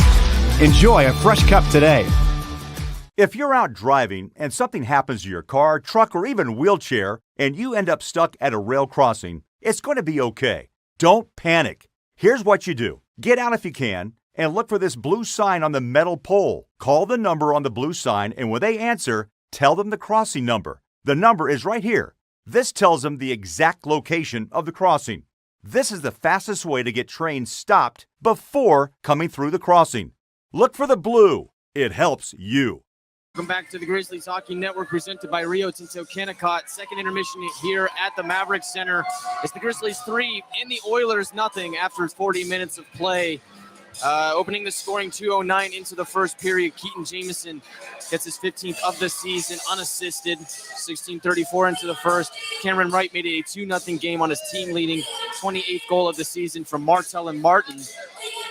And then in the second period, with 0.2 of a second left, Brandon Cutler made it a 3-0 game in favor of the Grizzlies with his 15th goal this season on the power play from Jordan Martel and Luke Martin. So Martel and Martin each pick up 2 assists so far in this game. In the second period, a few players went down, around 13 minutes left in the second period. Taryn Pfizer caught a skate up high. He lost some blood and he went to the locker room. We don't have much to update other than the fact that I guess it was on the cheek. On the cheek, and apparently he's been taken to the hospital. So our prayers go out to Taryn Pfizer and his family, and hopefully he'll be okay. Unfortunately, he wasn't the only guy to go down in the second period, as Jarvis for the Oilers was the next to fall. He took a hit up high from Nolan Ritchie. 16-11 into the second. He went to the locker room. As far as I'm concerned, he has not returned either. And then late in the period, Dylan Fitz caught a hit up high from Mike McKee between the benches. Might have been more of a body shot. Maybe. Hopefully it would have been shoulder, but it looks like it was relatively high. So Dylan Fitz took a shot there. Mike McKee did go to the penalty box. He still has some time remaining on his No. Utah scored on that. That was a power play goal Utah got on that. With 0.2 of a second less, the Grizzlies did score, so he is out of the penalty box, but he did get 2 minutes for charging on Dylan Fitz, 18:51 into the second period. The Grizzlies are 1 for 2 on the power play, as that Cutler goal was on the power play. So Utah 1 for 2. The power play continues to roll, and the penalty kill is doing a good job as well. Tulsa's 0 for 2 on the power play. Not a lot of shots in the second period. Tulsa took 9, Utah took 7. Tulsa has the edge through 40 minutes with 24 to Utah's 16. Trent Miner got the start in net for the Grizzlies tonight, and after 40 minutes of play, he's been perfect. He stopped 24 of 24. Riley Morris got the nod for the Tulsa Oilers, and he has stopped 13 of 16. But Tyson, in that second period, it's hard to really concentrate on the game itself. You see so many guys go down, and of course our thoughts and prayers go out to them and their families. But I really thought that after Pfizer went down and Fitz went down, the Grizzlies did well responding. And just before the period ended, they were able to make Tulsa pay and put the puck in the back of the net. 0.2 seconds left in the second period. Cutler just fired away from the left wing, and there's some traffic out in front, and who knows if Morris really got any sort of vision on it, and Cutler was able to get everything on that shot. The thing is, you think about the third period. I mean, if I'm the Grizzlies, I try to protect Nolan Ritchie if I can. I think the Oilers are going to be going after him. It's kind of unfortunate. We still live in a day and age in hockey where players are willing to take cheap shots and stuff, and I mean, it just is what it is. I mean, I obviously don't think Ritchie meant to hit Jarvis. It's just one of those things where Jarvis was taking a shot and he wasn't expecting it. Both guys being about the same size. I mean, just happened to be a little bit high. It's just, and then you knew that Mike McKee was going to hit something. He was going to hit somebody. Yeah. That's the way he's been, his entire career with the Oilers. And he's been with the Oilers for many years, and he's that big physical presence that you look for. He's 6'5" and 240 pounds. Like that's part of who he is. He's not a goal scorer. In fact, he's got 2 goals in 46 games this year. I mean, he's out there to be a team leader and be a physical presence. And if he feels like he's got to defend a teammate, well, he's going to do it. I think the thing going into, what looks to be a playoff spot for the Grizzlies, they're going to need to get a standing point. It's Wichita and Tulsa, or Wichita and Allen look like they're headed to a shootout. Nobody scored in these 7 minutes of overtime. But Utah's up 3-0. Obviously, it's a good spot to be in. But you want to go to the playoffs healthy. And obviously, who knows about Pfizer's availability.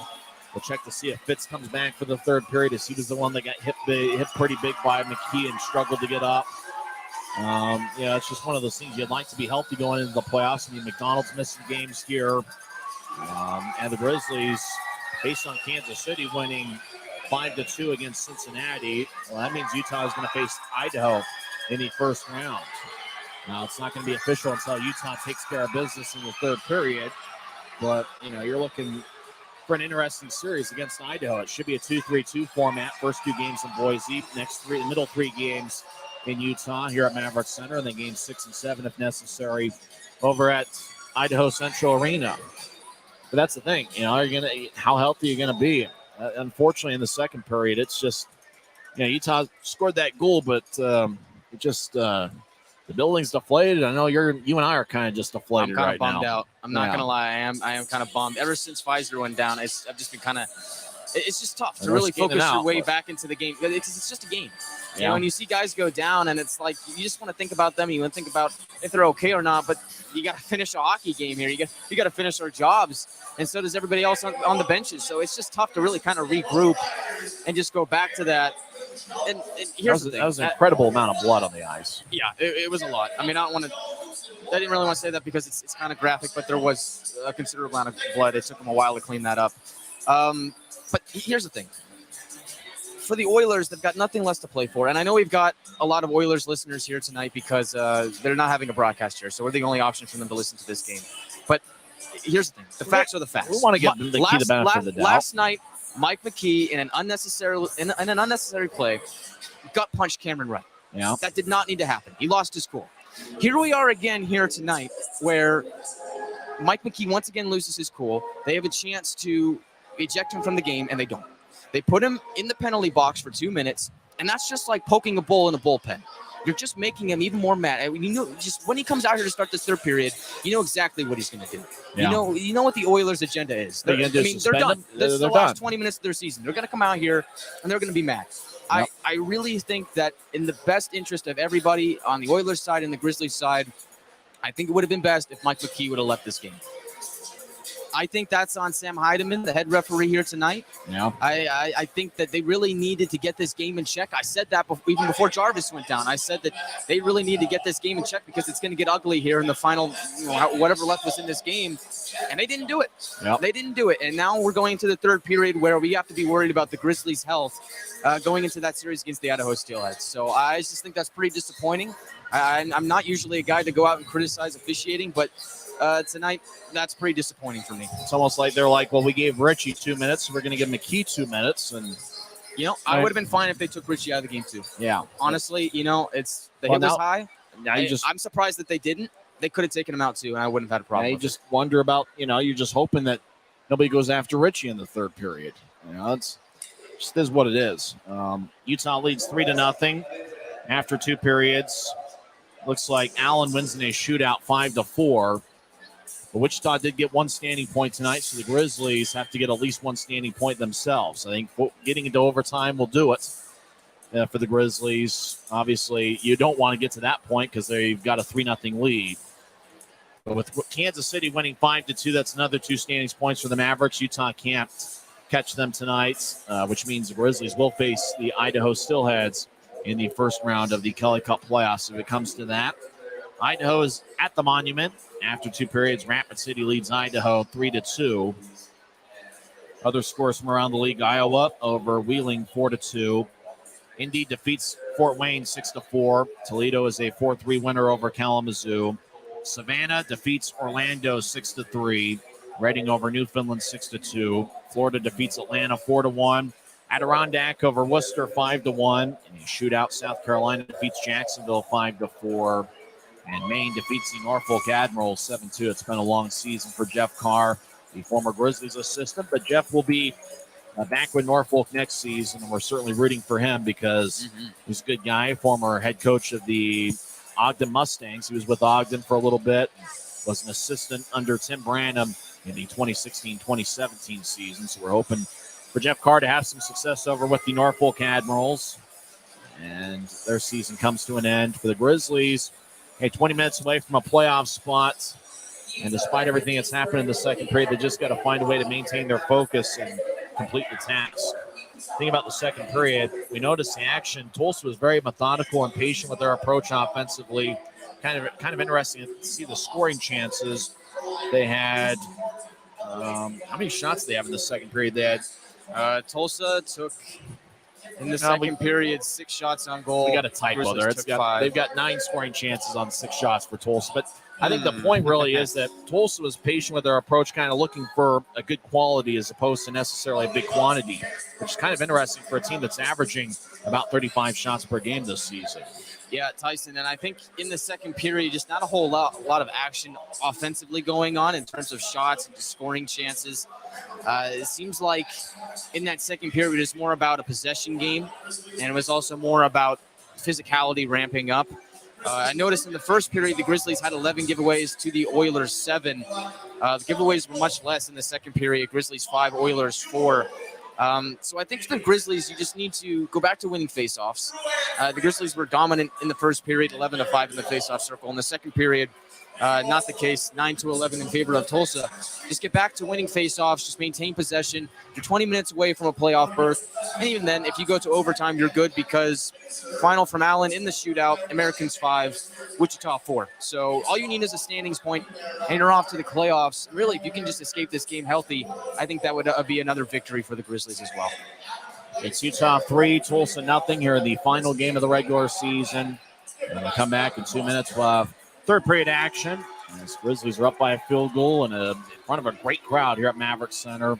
Probably the second or third largest crowd of the season. This is the Grizzlies Hockey Network. When you pay with the Nitro card at Maverik, you always save 10 cents or more on fuel every gallon, every day. And you could save a whole lot more thanks to Nitro Best Price. Pick up a Nitro card and upgrade your Adventure Club account today.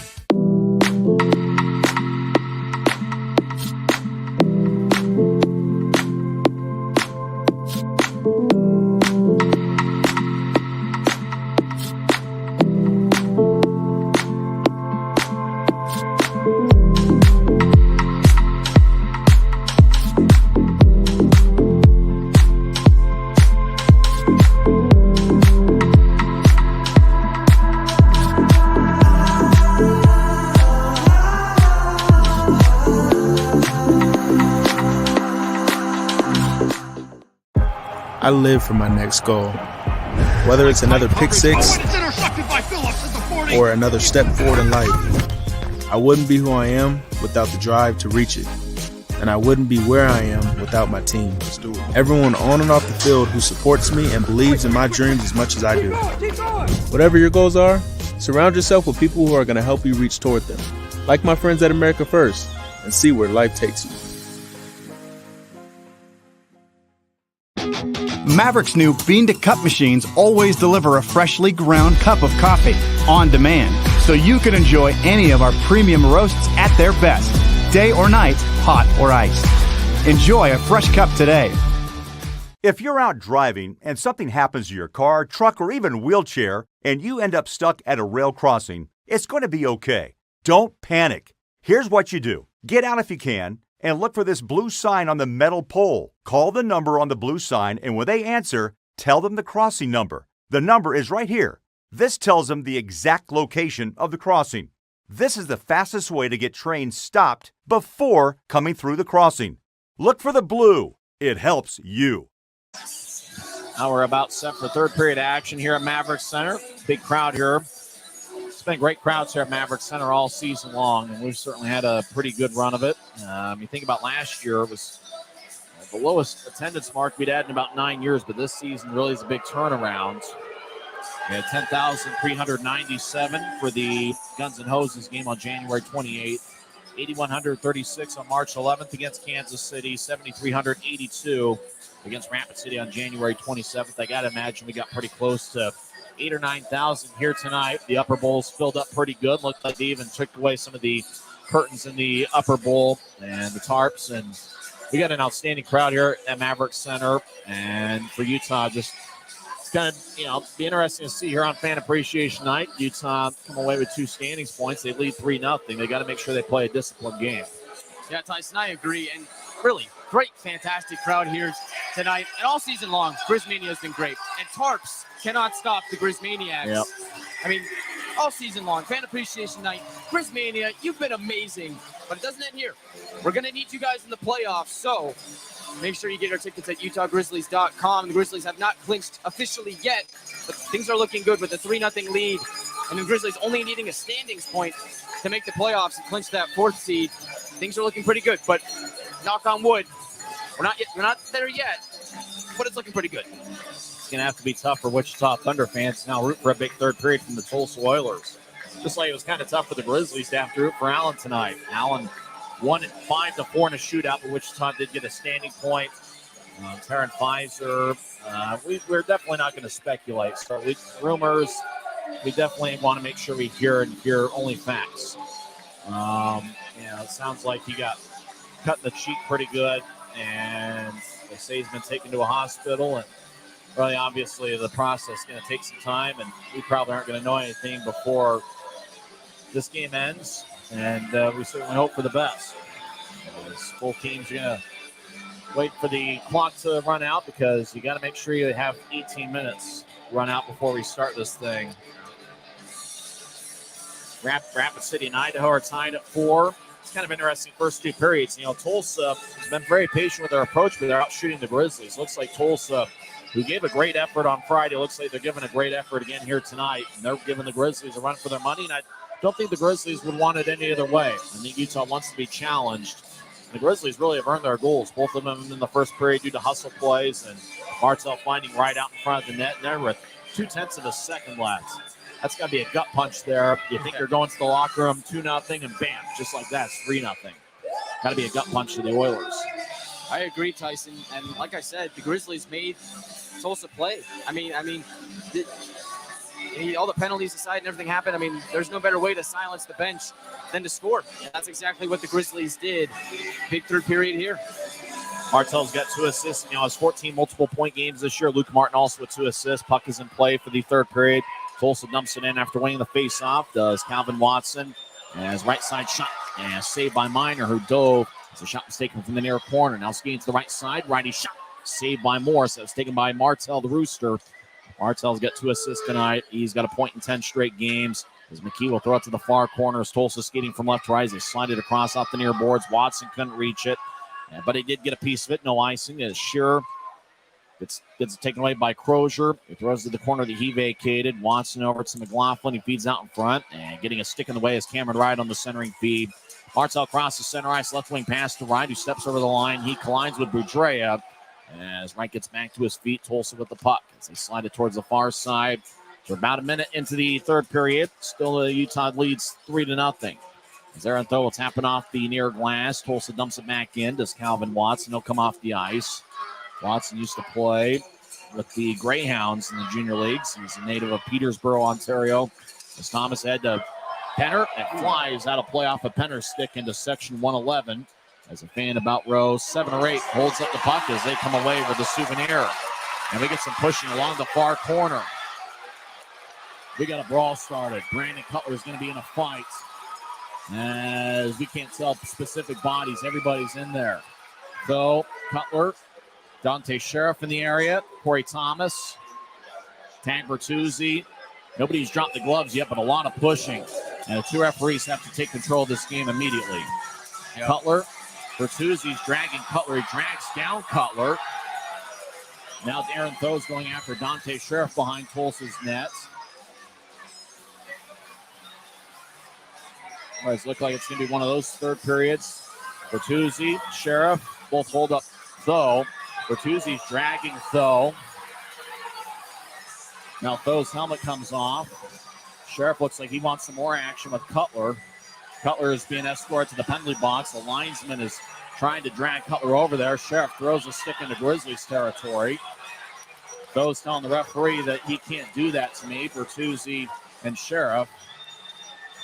Corey Thomas having some words with Sheriff. Sheriff Kevin says, "Come say it to my face." Tho skates back over there. The referee says, go towards the bench. Referee tells Tho. They have to find a way to control this game. Bertuzzi's in the box for Tulsa. And Cutler's in for Utah. You almost have a feeling it's just the start of things. Boy, we're only a minute and 11 seconds into the third period, and here we go. We already got that brawl. Andrew Jarvis is back in the game. He got hit by Richie. Jarvis is back in the game. He's going to the penalty box right now. Well, Tyson, I'm also happy to report Dylan Fitz is on the Grizzlies bench to start the third period here. He took that hit late in the second period from Mike McKee. He has returned to the game, so good to see Dylan back out there. 18:49 left in the third. Cutler's having some words for Bertuzzi, who's in the box, as well as Andrew Jarvis. Mike McKee and Connor McDonald are talking things over. McKee can handle himself pretty good at 6'5", 240. And yeah, you got a feeling it's going to be one of those third periods. And I'm not sure if the Grizzlies fighting for a playoff spot really need this. No, they don't. I mean, this should not have to happen. And the Grizzlies have had so many injuries this year. I mean, a lot of guys, you're talking about the scratches list. It would take us half a period to go over the scratches list. I mean, the Oilers are 20 minutes away from their season being over. The Grizzlies are 20 minutes away from the playoffs. Yeah. These injuries do not need to happen. It's just so preventable, and it's making me upset. It really is. I'm not going to get too in depth on it, but I don't like seeing guys get hurt, and I really think that the officials need to rein this in right here, right now. You don't want the Grizzlies defending themselves and doing something that could be suspendable for the playoff series against Idaho. You should not have to worry about your own health and escaping healthy in the last game of the regular season against a team that has nothing else to play for. Well, 2 in their box for Tulsa and 1's in for Utah. It means Utah's got a power play. Draw's going to be neutralized. Kyle Betts will take the face off against Eddie Matsushima. Draw won by the Grizzlies. Utah's on a power play. They've got 6 power play goals in this series. Martin dumps it in from center ice. It taps off the glass. Morris behind the net. Will throw it to the corner. It bounces off of Fitz. McKee slides it ahead as McLaughlin will lift it in the air. It goes into the Grizzlies zone as it's on its side. Now slides towards the end boards and goes off it as Luke Martin gets it. 1.5 minutes into the third period, Utah leads 3-0. Grizzlies can clinch a playoff spot with a victory or a standing point of any kind. As the Rooster over in his own zone will skate around the center ice logo. Now Martin will button hook into his own zone. As now Martel on the left side crosses center ice. He'll chip it to his left for Betts. Betts finds Martel in front, but the pass goes wide. Wright spins along the boards for Martel. Now to Betts on the left side. They'll look a shot. Saved by Morris. Now Martin over to Wright on the right side. Now to Wright. Up top for Martin. He'll skate towards his left. Now to Martel. Shot. And it's blocked by McKee. Behind the net. Betts over to Wright. Now to Martin in the right circle. Take a righty shot. And it's blocked. As Martel to the left side. Will try to get to Betts. It's taken away as clearing it out. It's Blake McLaughlin. Cutler got a 2 and a 10. Looks like McKee got a 2 and a 10. And Jarvis just serving 2.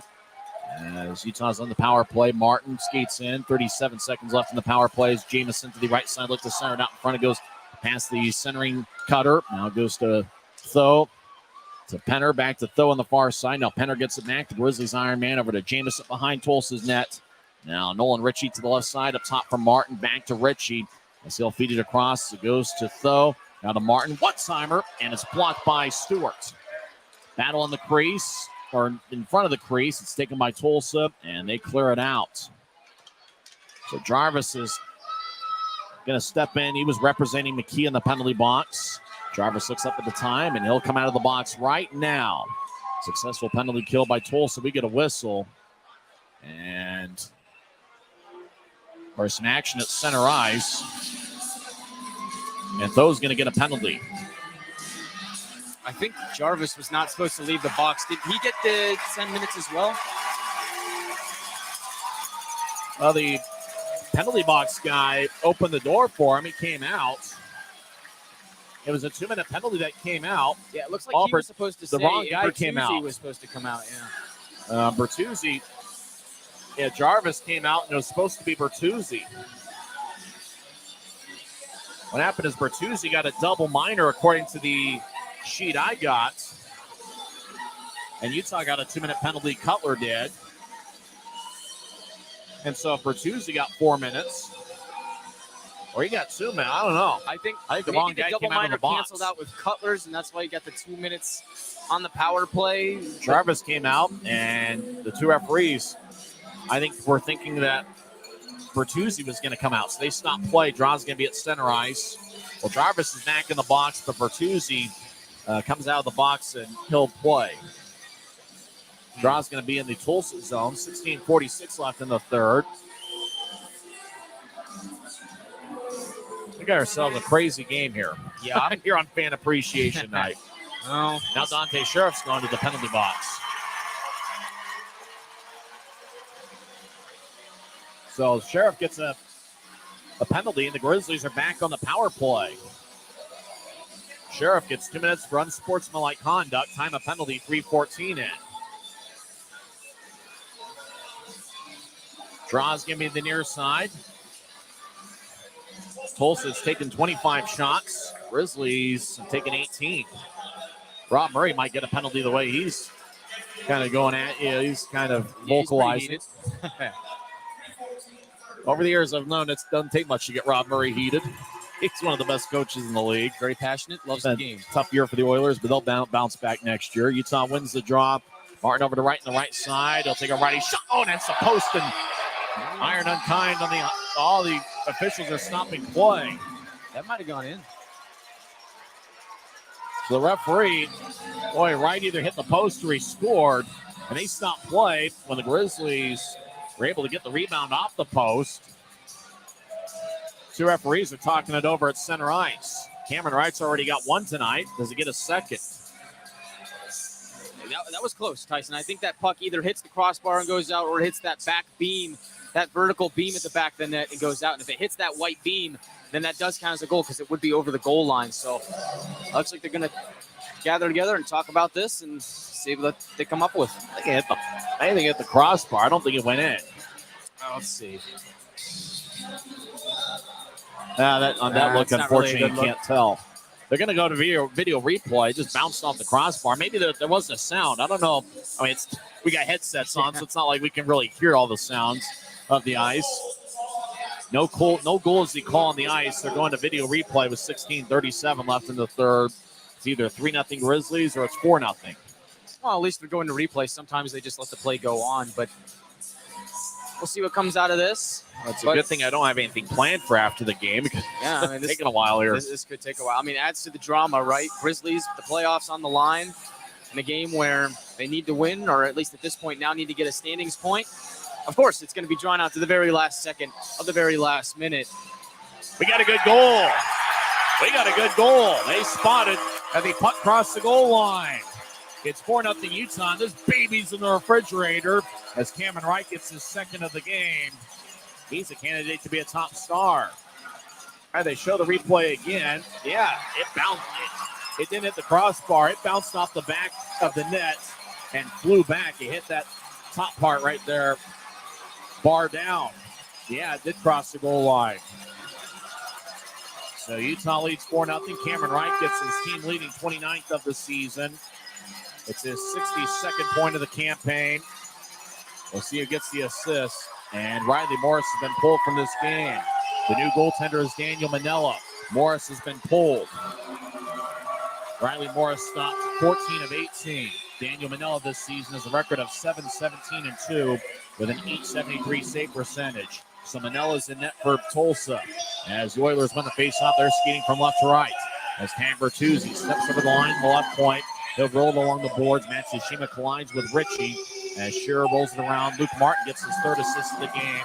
As Kyle Pouncey over to Penner. Penner to the right side.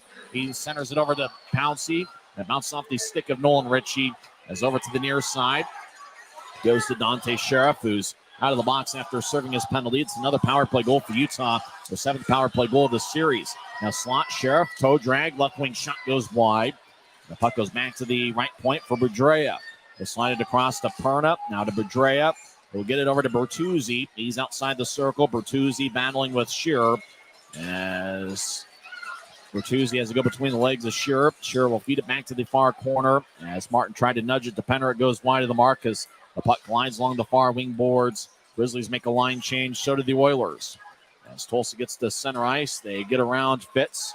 As Budrea left point, shot, kick saved by Minor. As Jamison gets over to Fitz.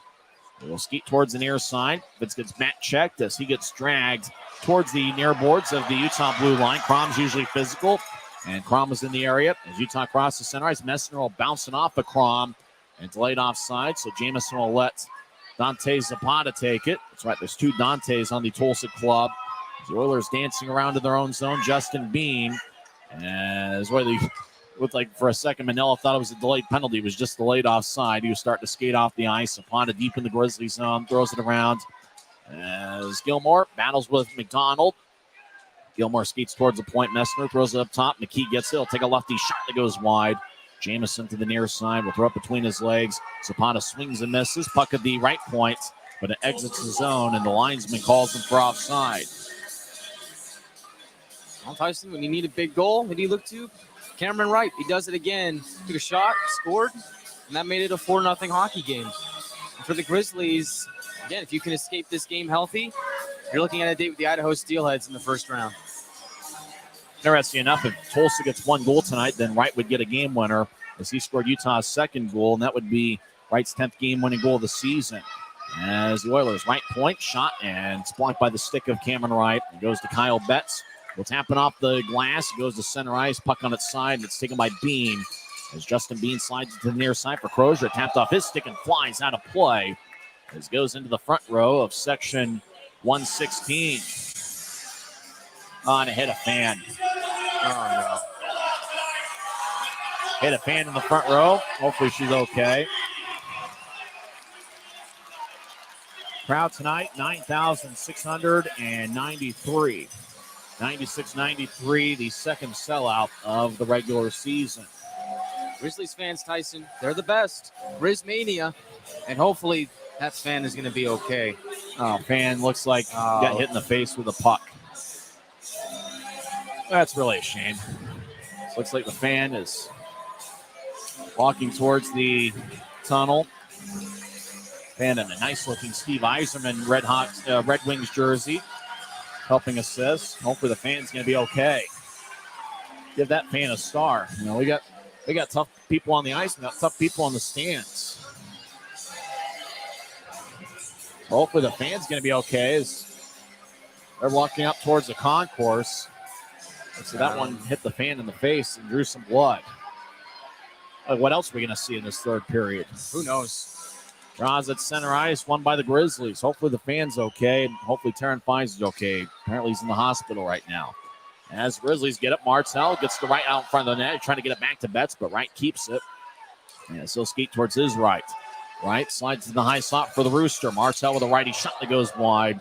Puck glides towards the far boards, goes to Ethan Stewart. His brother's a goaltender. Head to Jackson Leaf, whose father played for Fort Wayne. Now towards the corner on the far side. Puck glides back to the near side. It's taken back by Corey Thomas. We'll move it out as Thomas gets hit pretty hard by Alex Gilmore. Tulsa gets it back at their blue line, skating from left to right. As Bean throws it ahead to Gilmore. It's taken away by Wright, who crosses center ice. He dumps it in. Martel chases after it. McKee gets there first. They'll move it ahead to Gilmore. Tulsa, one of the bigger teams Utah's faced all year, as Dante Sheriff to the near side gets it ahead. Tulsa gains the line. Matsushima, one of the fastest Oilers. Backhand shot saved by Minor. And Luke Martin does a good job boxing out Alex Gilmore in front of the net. And the great thing Trent Minor's done a good job of tonight is he's not allowed many rebounds. That was a really nice save by Minor. Tyson really had to be sharp and quick to make that save, and he was. 13:29 left in the third. It's the Grizzlies 4 and the Oilers nothing on the Grizzlies Hockey Network. If you're out driving and something happens to your car, truck, or even wheelchair, and you end up stuck at a rail crossing, it's going to be okay. Don't panic. Here's what you do. Get out if you can and look for this blue sign on the metal pole. Call the number on the blue sign, and when they answer, tell them the crossing number. The number is right here. This tells them the exact location of the crossing. This is the fastest way to get trains stopped before coming through the crossing. Look for the blue. It helps you. I live for my next goal. Whether it's another pick six or another step forward in life, I wouldn't be who I am without the drive to reach it. And I wouldn't be where I am without my team. Everyone on and off the field who supports me and believes in my dreams as much as I do. Whatever your goals are, surround yourself with people who are going to help you reach toward them. Like my friends at America First, and see where life takes you.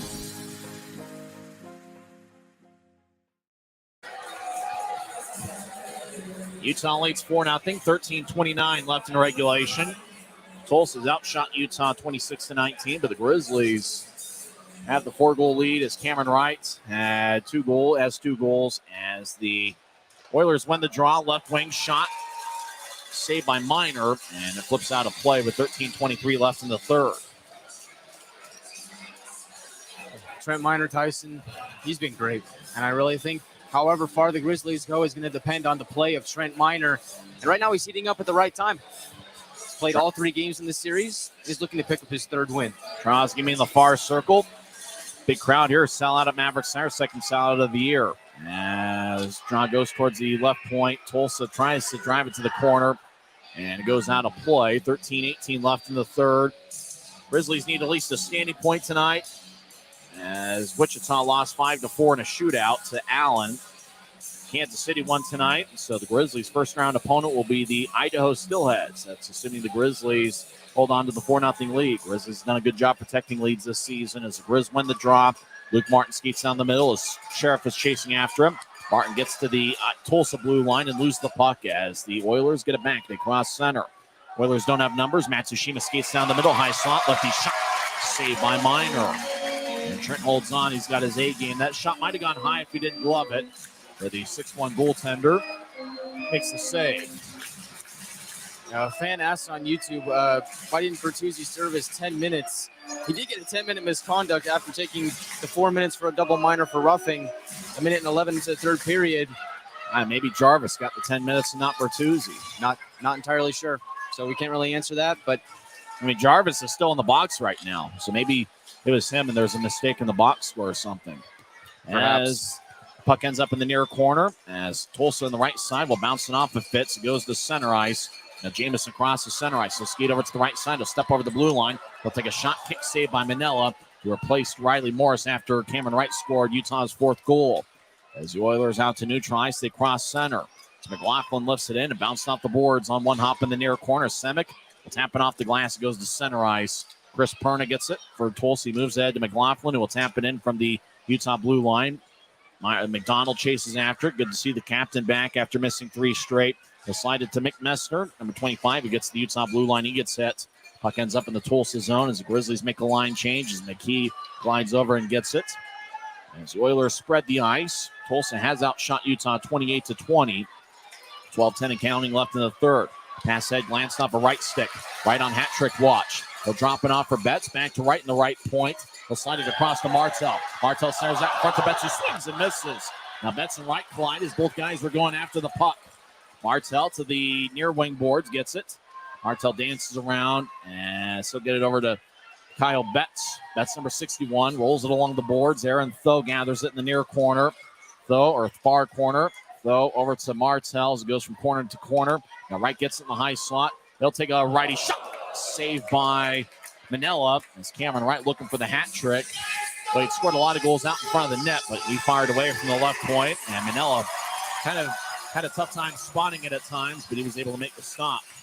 I think the best thing about Cameron Wright, Tyson, is no matter where he's at on the ice, he's always a scoring threat. He's got a lethal shot, high hockey IQ. Been great for the Grizzlies all season long, and really, I would say, along with Trent Miner, could be co-MVPs for the Grizzlies this season. Draws in the left circle. Nolan Ritchie will take it, but it's won by the Oilers. And Tristan Crozier. As the puck goes out to center ice, Martin gets it back. Let's tap it across to Tyler Penner. He'll drive it around the boards. It hits off the end wall. Manella, wearing number 30, gives way to a defenseman who slides to the near side. Now goes to Shear on the left side. He'll bounce it off of Crozier. As Tulsa lifts it in the air. Chasing after, it's Calvin Watson, but Shear with a head start causes an icing. We'll come back towards Daniel Manella, the Tulsa netminder, with 11:15 left in the 3rd. Tyson, you talked about James Shearer a little earlier on in the pregame as one of those unsung heroes, and I couldn't agree more. I mean, he's really had a solid season for the Grizzlies. Missed the first part of the season with an injury, but once he came back, I mean, the difference was night and day on the blue line. Really has been solid for the Grizzlies all season long, and I'm going to give him his credit here. Draw won by the Oilers as Boudreau skates around his goaltender as he'll chip it to Calvin Watson. Watson collides with Pouncey as they drive it out to center ice. Taken by McLaughlin. He'll skate down the middle. McLaughlin will veer off to the left. He'll fire towards the net, and it's blocked by Shearer. Shearer doing an outstanding job defensively as usual. As Penner throws it to the right wing for Pouncey, who crosses center ice and dumps it in. Pouncey playing forward late in the regular season for Utah, wearing number 23 is Tulsa. It's taken away by Fitz. Fitz skates towards the corner, and Boudreau will steal it from him. Boudreau glides to his right as Tulsa crosses center. McLaughlin gains line to the right side. He'll chip it to the corner as it rolls Back to the far side as McDonald moves to Fitz. Glance off his skate now. Fitz gets it back and he'll toss it to Messner on the left side.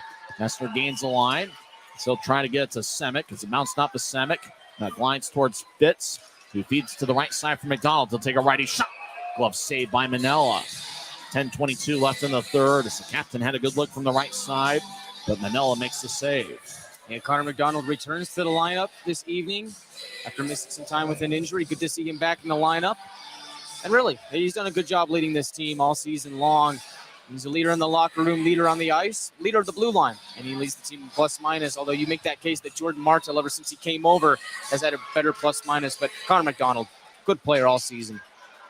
He does lead the team in plus-minus. I mean, you count the Fort Wayne days, Tulsa ices the puck. I mean, if you don't count his time in Fort Wayne, yeah, he leads the team in plus-minus since he's been here. But Mike McDonald has certainly led the blue line for the Grizzlies all season. It's his second year with Utah. His rights were originally acquired by Utah in a trade in the 2020-21 season for Diego Cuglietta. Cuglietta, matter of fact, from Kamloops, which is the same hometown that Kyle Pouncey's from. Ooh. As puck ends up in the near corner, Utah gets it. Jamison gets held up by Bean. Messner in the area as Jamison's double teamed. It goes up top for Semick. As Semick gets over to Jamison, who slides it across looking for McDonald. Fitz pokes it back to the near side. Now goes out to center ice. Semick and McDonald retreated to center ice. So move it ahead to Jamison in Oilers territory at neutral ice. Jamison dumps it in. Grizzlies make a quick line change. And luckily, we've been back to playing hockey after some fisticuffs early in the third period as Sheriff from the right wing gains the line. He gets pushed by Thomas. It glances off the end of the boards as Betts over towards the left side. Goes back towards the corner. Betts extends his stick to get it. Though over towards Thomas. Now to Martel at the Utah blue line. He'll drop it off for Betts, who glides to his right for Wright. Wright over to Betts. He's trying to find the Rooster out in front. Good job by Matsushima cutting Martel off to not let him get the pass from the crease. As Betts near the Grizzlies bench, Sheriff bats it towards the Grizzlies zone, and it's taken by Thomas. Over to Tho on the near side. He'll lift it in the air. He goes to the Tulsa blue line and gathering the bouncing pucks. McKee will move it out to center ice. Ritchie glides it across to Tho. Now to Shearer. And Shearer back to the Utah goal line. Now he's behind Trent Miner. Less than 9 minutes left in regulation. It's 4-0 Utah. The Oilers have outshot the Grizzlies 28-22. As Manella stopped all 4 shots he has seen since replacing Morris. Though up ahead, pass picked off by Bean at the Tulsa blue line. As McKee, hand on a pass. Now McKee will drive it ahead. As Alex Gilmore skates towards the left side. He'll take a lefty shot, saved by Miner. As rebound goes out to the far side, now up top. Suprico, left point, will fire it over towards the end boards, kind of fanned on a shot. As Zapata to the right side, spins it back around. As Cromet chases after it, Shearer cuts in front of him and moves it ahead towards Pouncey, who glides to the center ice where it's taken back by Boudrea. Boudrea up ahead. As now it goes to Pouncey near Utah's bench. Pouncey gains center ice, dumps it in as he collides with Zapata. As Tulsa from left to right here in the third period. We'll move it ahead to Crozier. He skates towards the right circle. It's Crozier battling with Luke Martin. Crozier loses the puck as Jamison gathers it. He'll carry it out to center ice. Jamison crossed the red line. Now veer off to the right and gain the blue line. He'll skate towards the goal line. Now around Tulsa's net. Jamison's got 1 goal tonight. He was the Optum first goal of the game scored, 2:03 in. He'll slide it around the boards. Now Martin slides it back to the near side. Fitz chases after it. Tulsa's Calvin Watson will clear it out. Puck wobbles towards Miner, has to play it, and he'll give it to Semick. As Tulsa makes a line change, 7.5 minutes left in the third. Pass head to Fitz and steps over the blue line. He'll roll it around McKee. Glides it back along the far boards as Crozier clears it out to center. Thomas slides it across to Fitz, who will backhand it in. Fans take up a Let's Go Grizzlies chant. 7:10 left in the third. 4-0 Grizzlies. Utah clinches the playoff spot with a victory tonight. As McKee throws it to Bean. Cross-ice pass to McLaughlin. It goes between his legs and wobbles towards Miner, who cuts it off and gets to the captain. He spins it to the Rooster on the near side as Martel at neutral ice rides a right wing pass to Wright. He drops off for Betts. He'll take a lefty shot. Saved by Manella. Rebound goes to Tulsa. As Oilers get to center ice, right wing pass to Watson, who got it taken away by the linesman in the area. Thomas throws it ahead looking for Cameron Wright. I think he got a piece of it. As the Oilers have it deep in their own zone. 6:30 and counting left in the third. This puck goes back to Semick. Now to Gilmore in the offensive zone for Tulsa as Ethan Stewart gets blasted by Aaron Tho. Over to the left side. Tulsa with the puck as Jackson Lee fires towards net, and it's blocked by Wright. Leaf gets it back. He'll toss it towards the corner. Tho cuts it off and moves it to Betts. Now Cameron Wright gets these on hat trick watch. He'll skate towards the right side. He'll slide across to Martel. They got shot. And it goes over the crossbar and out of play. As Martel didn't have much time, he was able to gather the pass, cutting from the left side. On a nice pass from Cameron Wright. Martel's shot went wide. 6:09 left in the third period, still 4-0. What a connection those two have built, Tyson. Yeah. Cameron Wright and Jordan Martel, it seems like their chemistry has only grown ever since they got paired with each other. And again, it's right across to Martel. And that shot was very close to going into the back of the net, but we saw earlier on in the game, Martel to Wright. I mean, those two are dangerous on a 2-on-1. And they almost connected again. Yeah, in the first period, it was Martel to Wright. It looked like Wright wanted to return the favor. Draws in the near circle. 2 assists for Jordan Martel, 3 assists for Luke Martin. There's a draw won by the Oilers. Puck lifts into the air. It bounces. James Shearer at center ice will drive it in as it bounces off the Rio Tinto sign, which is very similar to the graphic we see on the screen on Flow Sports. Or make that YouTube instead of Flow Sports. Cutler on the left side will get to Penner. Drops it off for Cutler. He'll take a lefty shot. It's blocked by Bean as it stays in play. Richie around the wall for Cutler. It goes past him. He'll chase after it in the near corner. Action in the Tulsa zone as Cutler in the left point will bounce it off of Bertuzzi. It goes to Shearer. He's at center ice. He'll backhand it in as it lifts into the air. Penner with a left wing pass to Cutler. It takes a lefty blast and fanned on it. Actually, I couldn't tell. Fan it walked in front of me as the puck goes deep in the Grizzlies zone. Luke Martin chases after it. 5:20 and counting left in the third as Martin gets ahead. Grizzlies cross center. Fits over to Martin. He'll glide it to his left for Cutler. He'll take a shot. It's blocked. Might have gotten a piece of Martin, his teammate. As the Oilers come back up with it. Can Tulsa get a goal in the final 5 minutes? It's Matsushima over to the right point. Skates towards his left. He's now to the left circle. Fitz challenging along with Semick. As Matsushima up top for Budrea. He'll take a right point shot. Saved by Minor. Rebound goes to Jamison, who throws it to the left point. Matsushima battles with Messner. Now Matsushima collides with Jamison. Now goes to Martin on the far corner.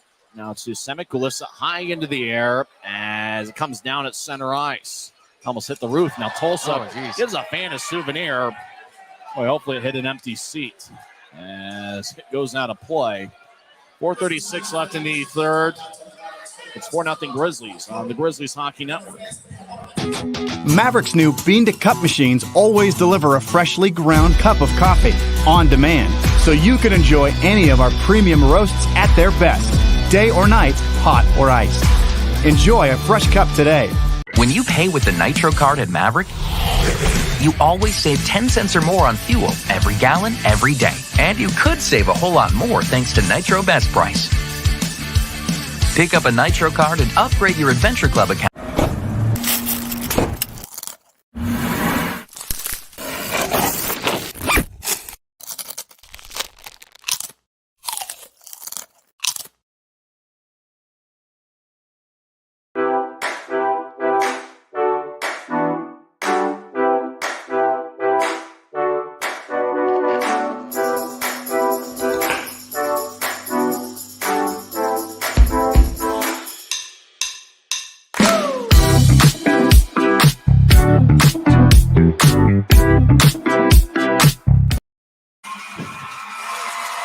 It's 4-0 Grizzlies, 4:30 left in the third.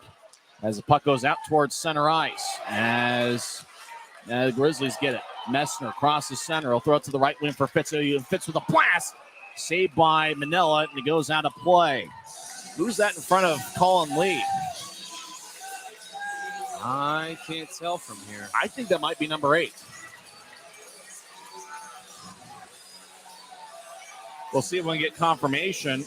Taryn Pfizer had been hurt, or he went out, and he got hurt with a cheek. I think that's Nolan Ritchie next to... That's Nolan Ritchie there. Oh, who is that? As Crom goes to the penalty box, 4:21 left in the third. He's got a cage on. Crom gets commits for charging, 15:39. Now the referee tells Alex Crom he might be getting the gate. Somebody's getting the gate. McDonald goes to the penalty box. McDonald's got some words. Now McDonald's getting the gate as he's got some words for the referee.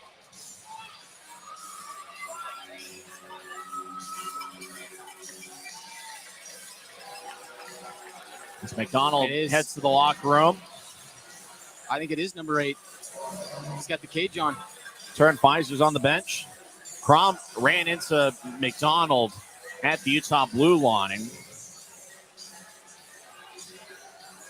We'll see if we can get full confirmation as to who's the closest body there to the center ice area on the Grizzlies bench. We think it might be Taryn Fizer. McDonald gets a 10-minute misconduct, 15:39 into the third period. Wish they'd show a shot there. They should. Betts will take the draw just to see who it is. Could be Nolan Ritchie, but it could be somebody else. I see an 8 on one shoulder and 8 on the other shoulder. I don't see a number between.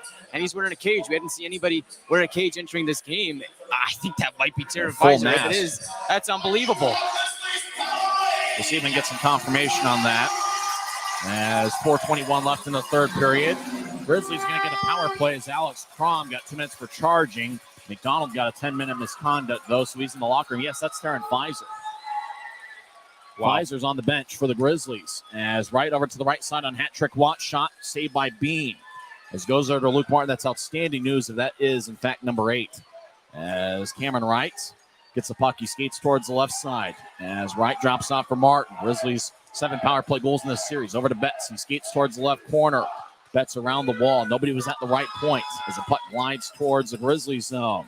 Dylan Fitz gathers it over to Luke Martin. You talk about toughness of hockey players. Fitz wants to come back and play, it looks like. He's on uniform. As Fitz over towards Betts, who tried to dump it in. Tulsa gets it and clears it out. 3:40 and counting left in the third period. It's the Grizzlies 4 and the Oilers nothing. As Martin gets the puck, he'll skeet down the middle. He's still in the Grizzlies zone. As Martin out to neutralize, he'll drop it off for Martel. The Roosters had another good game. He'll chip it over to Wright, who gets down the middle. Right with a righty shot and goes wide. As Wright looking for his first pro hat trick.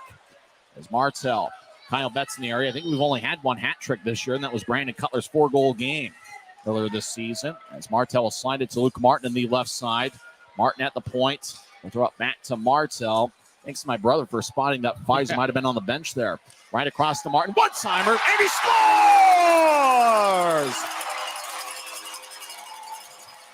Luke Martin goes 5-pull on Daniel Manella, and Utah's taking a 5-0 lead. That's another power play goal. As Luke Martin high-fives everybody on the Grizzlies bench, and that includes Taryn Fizer. And it's great to see Fizer back on the bench. He's got a full cage out in front of Colin Lee. Luke Martin just fired a one-timer from the left circle that got past Daniel Manella.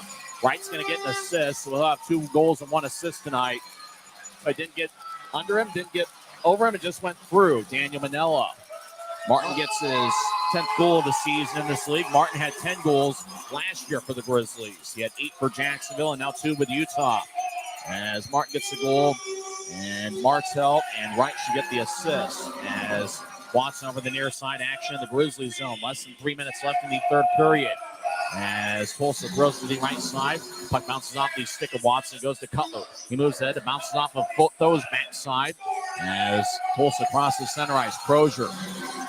Thomas moves ahead to Cutler across the center ice.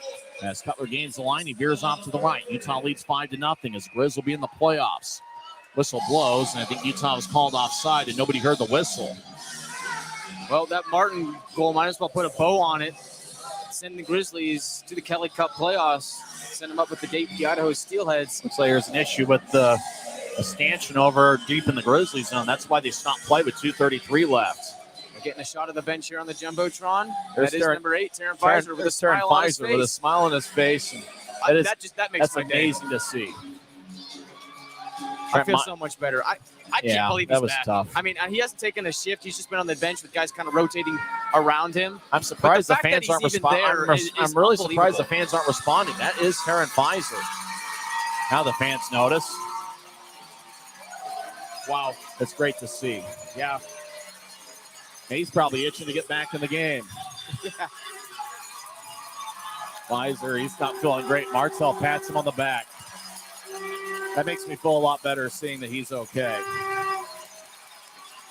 Well, he's I don't know how okay he is. I mean, but he's on the bench, and that's great to see as he gets the hand that he deserves from this Maverik Center crowd as they're going to work on a piece of stanchion. It's just going to delay the inevitable. The Grizzlies are headed to the postseason where they're going to face the Idaho Steelheads in the first round. He's working on the stanchion. They're not working on the glass itself. Trent Miner's got a pretty good game going on right now. Yeah, he does, Tyson. I'm not going to use a specific word that is in our vocabulary, but things are looking pretty good right now. He's playing well. Very good game from Trent. He's had some success against Tulsa in the past. Great crowd here. Some of them are starting to file out here to try to beat traffic. Don't forget, shoot for your seats going to be after the game, as there's going to be fans who have already paid, 20% on season tickets or something like that. They get a shoot for their seat for next season. I remember there was quite a few winners last year. It's a good deal.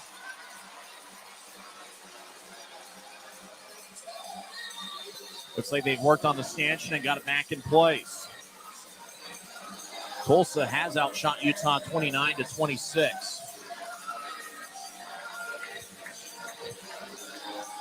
On Fan Appreciation Night, we do appreciate each and every one of you who've tuned into our broadcast on Flow Sports and YouTube this season, and all of you who've come down to visit to the Maverik Center and take part in Grizzmania. A big thank you from us and the Grizzlies organization. Calling hockey is so difficult. I don't know how anybody does it. It's with all the action that goes on, it's almost impossible to call. It's been great having you with me this year. It's been a lot of fun. Likewise. Draw one by Tulsa on the far side. Once again, it's great to see Taryn Pfizer in uniform on the bench in a full cage. As Tulsa over the near side, 2:23 left in the third as Mike McKee gets to center ice. Now it's taken away by him as Thomas fanned on it. And McKee gets to the Utah blue line and dumps it to the corner. Though on the near side, loses it as Gilmore skates down the middle, staring past to Stewart and fans on it. As Penner goes to Cutler. Cutler gets to neutralize, so feed it to his right. It bounced off the boards. Nolan Ritchie skates towards the corner. Ritchie to the far goal line. Sharp angled shot. It hits the side of the net. Goes to the left point as Cutler will fire it off the end boards. It goes over to Jackson Lee from the far side to lift it in the air. And a foot race deep in the Grizzlies zone. Stewart gets there before Thomas. Stewart, sharp angled shot goes wide as he tried to feed it from the near corner as the puck ends up in the left point. 1:40 and counting left in the third. And as a scrum along the far boards, as Tulsa glides it towards the high slot. Zapata over to Boudreau. Now to Jarvis. He'll take a lefty shot. Kick saved by Miner. Rebound goes to Boudreau on the right side. Over to Crom. Shot saved by Miner in the butterfly position. Puck bounces off the glove of Zapata and goes out to center ice. Jarvis gains center ice. He'll take a shot and a pad saved by Miner. As Crom throws up top to Jarvis, it goes past him and goes deep into the Oilers zone. Jarvis chases after it. 1:08 and counting left in the third. Jarvis gets the puck behind Tulsa's net. He'll skeet towards the near corner. Messner delivers a hit. Now goes back to Boudreau, who skates around Tulsa's net. As Grizzlies are 1 minute away from clinching a playoff spot. Crom will skate towards the corner, stops, gets over to the left side. Lefty shot goes wide. Zapata throws it between his legs, hits the side of the net, and kicks towards the far corner. Now Cameron Wright gets it. Wright's got 2 goals tonight and an assist. He'll cross center ice. He'll veer off to the left as he'll chip it towards Jacob Semick, who gets it back to the corner. Wright's double team. Saprika gets there before him. Saprika will throw it towards the near wing boards. Corey Thomas dumps it in. Taryn Fines is the real MVP tonight. I don't know how he's still on the bench right there. I imagine it was just great to see him back. As Tulsa skates towards the left side, centers to Watson. Take a righty shot. It's blocked by Thomas. Puck goes back to Saprika. Lefty shot goes high. 15 seconds left. Thomas over to the Rooster. He'll clear it out to center for Wright. Wright gets it. Trying to get to Betts. Saprika dumps it in. 8 seconds left. 7. Though gets the puck. Grizzlies are going to make the playoffs. As Though gets hit by Matsushima. And that will do it. As the Grizzlies win. Grizzlies win 5-0, and there is no doubt about it. As the Grizzlies clinch a playoff spot, and they will face the Tulsa, or they'll face the Idaho Steelheads in the first round. Final score, Grizzlies 5 and Tulsa 0 as Trent Miner gets the shutout. The shutout king does it again. It's his 10th shutout in a Grizzlies uniform and his 11th clean sheet as a pro. What an effort by the Grizzlies and Trent Miner. We didn't want to say it the entire third period. Once again, the shutout king does it again. Trent Miner gets his third shutout of the year, and really he was great all series long, all 3 games. Gave the Grizzlies a chance to win, and because of his stellar play, the Grizzlies did. And the Grizzlies goaltending is hot heading into the Kelly Cup playoffs. Utah wins 5-0 as Trent Miner stopped all 31 shots he saw. Boy, a scary scene with Taryn Pfizer, and it was unbelievable to see him. He's on the ice right now, high-fiving his Grizzlies teammates. He's got a full cage on as Pfizer celebrating with Jordan Martel as the Grizzlies make the playoffs, and they will face the Idaho Steelheads in the first round. Let the celebration begin as the Grizzlies hanging out at center ice. They want to thank this great crowd at Maverik Center. And, boy, you talk about the Grizzlies going to start walking to the locker room. You talk about a big-time effort, 5-0. Pfizer's going to be okay. And the Grizzlies sweep Tulsa on the way to facing Idaho Steelheads. And luckily the special teams got going. 7 power play goals at least in this series. Make that 8. The Grizzlies had 3 power play goals tonight. 8 power play goals. And it looks like the Grizzlies are starting to peak at the right time. Everything's going right now for the Grizzlies, Tyson. I mean, their big stars are stepping up. They're getting great goaltending. Special teams are heating up. It's just everything firing on all cylinders. I mean, earlier I said in the season, if I'm the Steelheads, I don't want to play the Grizzlies. Well, now they got them. They got them, and they're going to be tested in a team that the league has never seen before in the Idaho Steelheads. Historically good. Their opponent in the first round is going to be the Utah Grizzlies, a team that's red hot right now. It's going to be a heck of a series. It's going to be a ton of fun. The first 2 games will be in Boise. We'll give you the schedule later on as it's still tentative. As Grizzlies come away on victorious 5-0. What a game for Luke Martin, who had 1 goal and 3 assists. Cameron Wright had 2 goals and 1 assist. And Trent Miner with a 31-save shutout. It's his 10th shutout in a Grizzlies uniform. 3rd clean sheet this season. He had 7 last year to lead the league. You know you had a good effort when your 3rd star had 1 goal and 3 assists. As Luke Martin will toss a T-shirt into section 125. And that's a big reason as to why I think the Grizzlies have a chance against Idaho. They did not have Luke Martin earlier in the year. Getting that scoring on the blue line is going to be big. Cameron Wright is the number 2 star. He had 2 goals and 1 assist. He had an outstanding season, 29 goals to lead the Grizzlies. And he also led the club with 63 points. The number 1 star, he was voted the team MVP earlier tonight. He was the fan favorite, according to the Booster Club party they attended earlier this week. Trent Miner, former 7th-round pick of the Colorado Avalanche. He's on the 2nd of a 3-year NHL entry-level deal. Trent Miner gets a huge hand from this Maverik Center crowd as he is the number 1 star of the night with 31 saves. And Tulsa really made him work. Tulsa, and he had to make some outstanding saves. And you talk about reasons why Utah should be optimistic going into this Idaho series. They've got Trent Miner on his A game coming playoff time. As long as the Grizzlies have Trent Miner, Tyson, they have a chance. I mean, you need good goaltending going to the playoffs.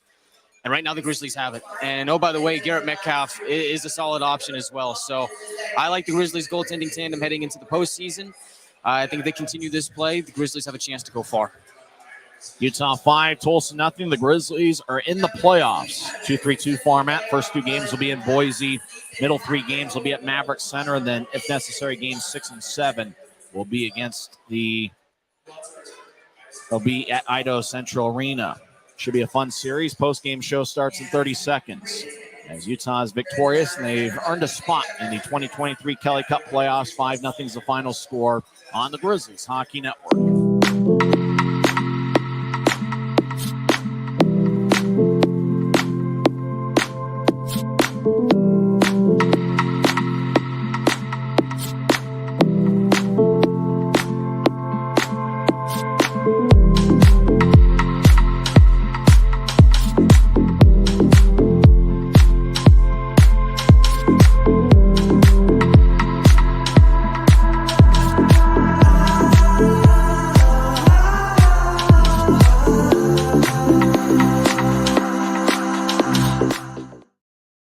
Utah Grizzlies are going to the playoffs. They clinch a spot on the 72nd and final regular season game.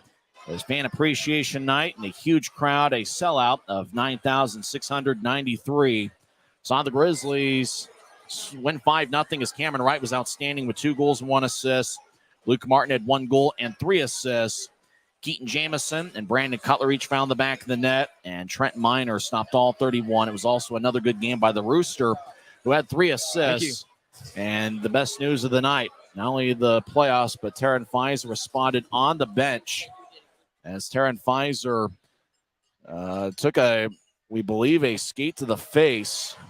Early in the second period, there was so much blood on the ice. It was just a scary scene.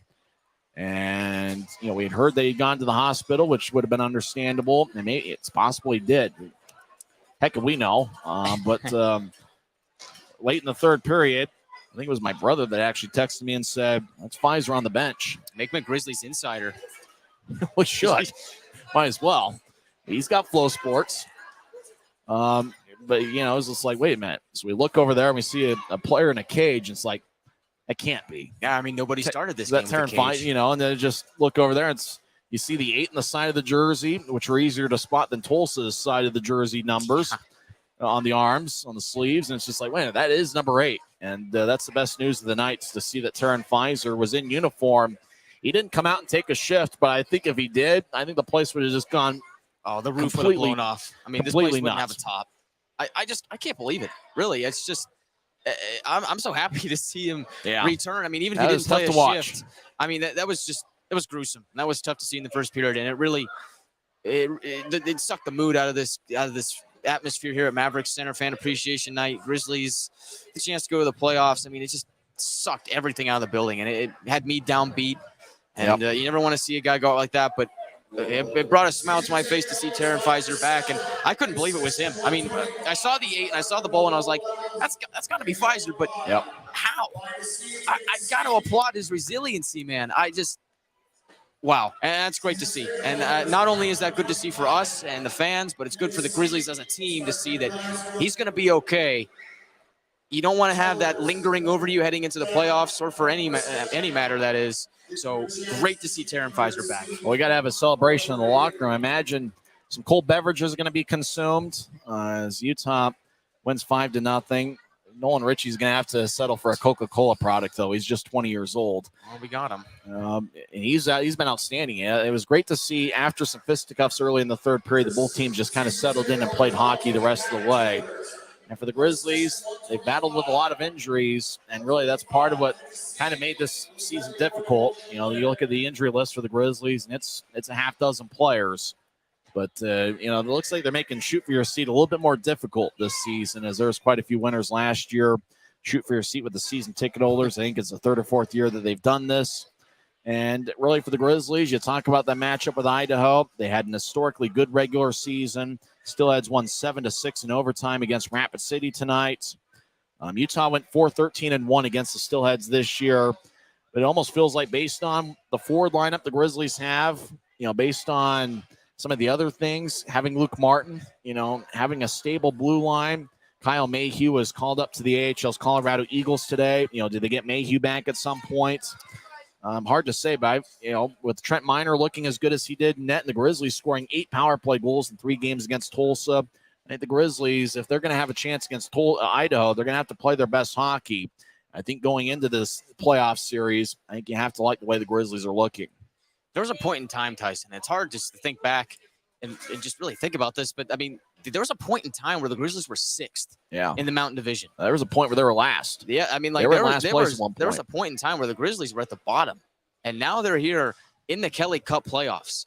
Unbelievable. You got to think about the turnaround, the resiliency of this team. You talk about the injuries, the call-ups. Nothing really went the Grizzlies' way this season, and somehow, some way, they found a way. And it's because when guys were thrust into the lineup, they made a name for themselves, and the name was called, and they provided, they delivered. And so I got to give a lot of credit to Coach Kanasowicz, Coach Pike, really just guiding this team and saying, you know what, we're not going to quit. And that's the thing about this team is all season long, they did not quit. No matter, their backs were against the wall, and they still continue to fight. And now the Grizzlies have a date with the Idaho Steelheads in the first round of the Kelly Cup playoffs. And I got to tell you, that series, that's going to be one for the ages. Because you have a Grizzlies team that's probably the best it's been all season long in terms of roster and the way that the Grizzlies are playing. They've got great goaltending, depth scoring. The special teams were phenomenal this series. Yeah. I mean, really great. I mean, talk about the power play goals and the penalty kill. It's just awesome. And so you got a Grizzlies team playing its best hockey at the right time, going against the best team the ECHL has ever seen. The Idaho Steelheads, historically good. They broke the wins record, the points record. If you can think of a record that this league holds, they probably broke it this season. So the Idaho Steelheads, they're going to be a tough out. Yep. But here's the thing. It's unprecedented in what they've done, and they've got a lot of pressure on them. And they're the easy favorites to win the Kelly Cup. It's their thing to lose, is what all the experts are saying. Oh, it's going to go to Idaho. There you go. Grizzlies out in 4, whatever. I don't think so. I think that there's a lot of pressure on the Steelheads team, and it's up to them to deliver. And for the Grizzlies, that is just a ton of fuel to the fire, man. A lot of motivation. Got nothing if this to lose. Grizzlies team can go out and defeat their biggest rivals in the playoffs, oh, man. Oh, baby. I've been saying it all season long. That Steelheads matchup and Grizzlies matchup in the playoffs, that would be a tough one for the Steelheads. Probably tougher than any opponent they could have faced in the Mountain Division. Would be the Utah Grizzlies, a team that saw them 18 times this season. They know them inside and out. It's going to be a fun series. And for the Grizzlies, what do you got to lose? Idaho's got the best record in regular season history. You got to go in there with the mindset that, hey, we're going to give it our best shot. And who's really expecting the Grizzlies to win this series? I know the guys in the locker room know they got a shot, and that's all that really matters. The odds are going to be long, but who really cares? That's not how the hockey's played. Just take it one shift at a time. I know it's cliche, but the Grizzlies have the talent to be able to do it. At the very least, give Idaho a run for their money, and we saw it last week in the 3-game series. Yeah, Idaho won all 3 games, but they were all decided by 1 goal. Utah was in all of those games. Did Idaho really need those contests? Probably not. The fact is the Grizzlies play toe-to-toe all series with Idaho, including the 2 games over at Idaho Central Arena. So it'll be fascinating to see what happens in the first 2 games in Boise. And hopefully we'll have some big crowds here at Maverik Center for the middle 3 contests. Not sure what the dates are yet. We'll see. We'll check out the Grizzlies social media channels to find out when the Grizzlies are going to be playing in Boise for the first 2 games of the series, when games 3, 4, and 5 here at Maverik Center are going to be.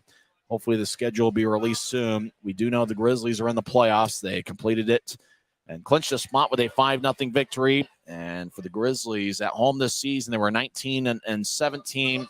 Grizzlies end the regular year with a record of 35, 33-4, and 74 standings points. Tulsa with the loss, their record falls to 22, 41, 8-1, and they ended up with 53 standings points this season.